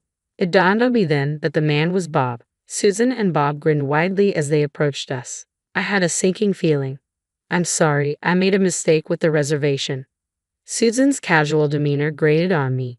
Then she dropped a bombshell. Well, mistakes happen, but let's not waste the food, right? What do you mean? Listen, Mike, I'm going to be heading the planning department soon. You're doing well in sales, but you're still a newcomer. If you don't want things to go sour, you might want to listen to what I have to say. Are you threatening us? It's not a threat. Catherine and you have hurt me deeply. I'm offering you a way to make amends. Just leave your wallet and go. I realized then that her apology was insincere from the start. This was their plan all along. Mike and I sighed in resignation as we watched the 2 of them confront us. Look, just leave your wallet and get out. By the way, you do know what will happen if you tell anyone about this, right? Bob's higher up than Mike after all. I couldn't suppress a smirk. If they were playing hardball, there was no need for restraint anymore. Sure, but are you sure about this? You might regret it. They scoffed, thinking I was bluffing before bursting into laughter. Like we care. I calmly placed my wallet on the table, their mocking laughter egging me on. We'll return Mike's wallet later. Thanks for the generosity. Mike seethed, fists clenched, but I motioned for him to stand down. Ignoring their taunts, I exited the room, ready to take action. They'll regret crossing us. Yeah, can't let them get away with this. Soon after, my phone rang. Recognizing the number, I answered with a satisfied grin. Catherine, looks like we're wrapping things up here. I handed the phone to Mike, who took it with a nod, his expression resolute. After a brief exchange, Mike hung up. Well, shall we head over? Looks like things are getting interesting, I remarked. Mike appeared visibly upset as we made our way back to the restaurant Susan had chosen. Upon arrival, we requested the waiter to summon the owner. Soon after, Mike's mother, who also happened to be the landlady, hurried out. Thank you for your assistance. I apologize for the trouble, Mike said. It's no trouble at all. People like them need to learn a lesson, his mother-in-law replied tersely, mirroring Mike's earlier anger. We were ushered into a room where a tense atmosphere awaited us. Inside were Susan, Bob, and several senior officials from Mike's company, including his father-in-law. How did it come to this? It was simple. The restaurant Susan had chosen happened to be owned by Mike's mom. We realized this when Susan suggested we meet there. It was an unexpected coincidence, but since we were going there anyway, Mike decided to inform his mother. That's when we discovered Susan had only made a reservation for two. Despite knowing this, we played along. Upon understanding Susan's intentions, we immediately informed Mike's mother-in-law, who, being straightforward, relayed the information to Mike's father. This sequence of events led to the current confrontation. "Bob, what's going on here?" Mr. Young, a senior figure from the planning department, demanded. "Well, Bob stammered. "No excuses. Just tell us everything," Mr. Young interrupted firmly. Bob looked flustered, and it was understandable. Mr. Young was a prominent figure in the company's top management, accompanied by a senior from the sales department. My father-in-law, the former CEO, likely summoned them. His reaction was predictable upon learning that his family had been mistreated, especially in his wife's own restaurant, by individuals associated with his former leadership. Yes, my father-in-law used to lead Mike's company as CEO. Though retired, he remained well connected within the company. Upon hearing the incident from my mother-in-law, he promptly intervened, contacting the company to clarify the situation. When the CEO learns of employees misusing their positions for extortion, he acts swiftly. The two culprits, unaware of this background, were taken aback by the sudden arrival of company executives at the restaurant, struggling to comprehend the gravity of the situation. Mike indicated I should address this. "Yes, I'm here because my husband frequently collaborates with Mike," I interjected calmly. "Even now, their blatant lies astound me. They show no remorse, seemingly oblivious to the inevitability of their deceit being exposed." Just then, Mike entered the room, cutting off Bob. "Excuse me," Mike said politely, to the astonishment of Susan and Bob. "You," Bob glared at Mike upon spotting him. While we grasped the situation fully, it was undoubtedly confusing for Susan and Bob. Before Bob could react, my father-in-law intervened. "I'm the former CEO, George. I'm retired now and have passed the reins to Mr. Young here. By the way, Mike is my son, but his employment at the company had nothing to do with my influence. I wasn't involved in his hiring at all. Also, this restaurant is owned and managed by my wife." As my father-in-law George explained, Susan and Bob finally seemed to grasp the gravity of the situation, their faces draining of color. Susan let out a nearly soundless sigh, while Bob visibly trembled. "Oh no," Susan muttered, looking utterly disconcerted. "Enough small talk. Let's focus on the matter at hand," George continued, his tone firm.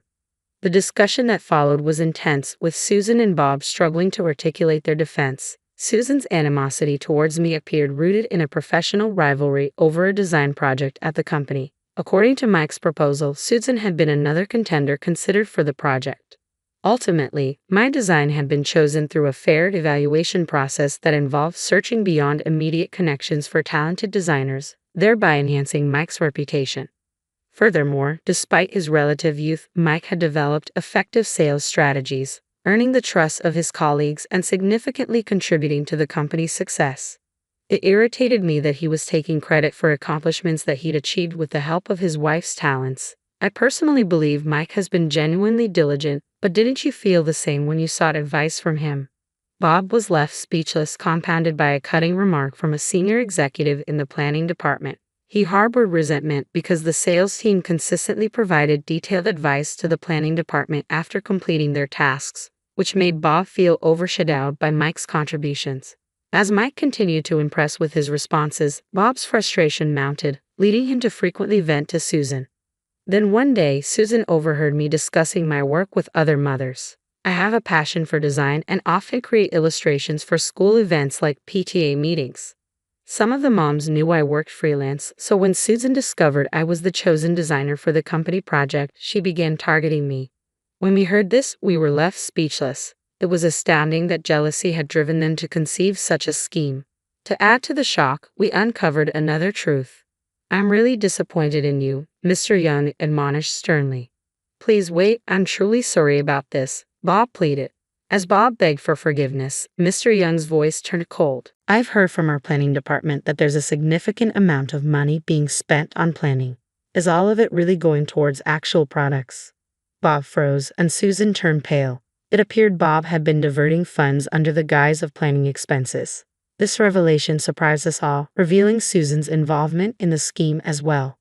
How did you get caught? You assured me it would be kept quiet, Susan snapped nervously. I don't know, Bob retorted angrily. His face betrayed guilt, unwittingly confessing to embezzlement. Mr. Young sighed, lowering his head to address my father-in-law. I'm deeply sorry. I never anticipated such misconduct in the company entrusted to me by Mr. George. It's a failure of my oversight.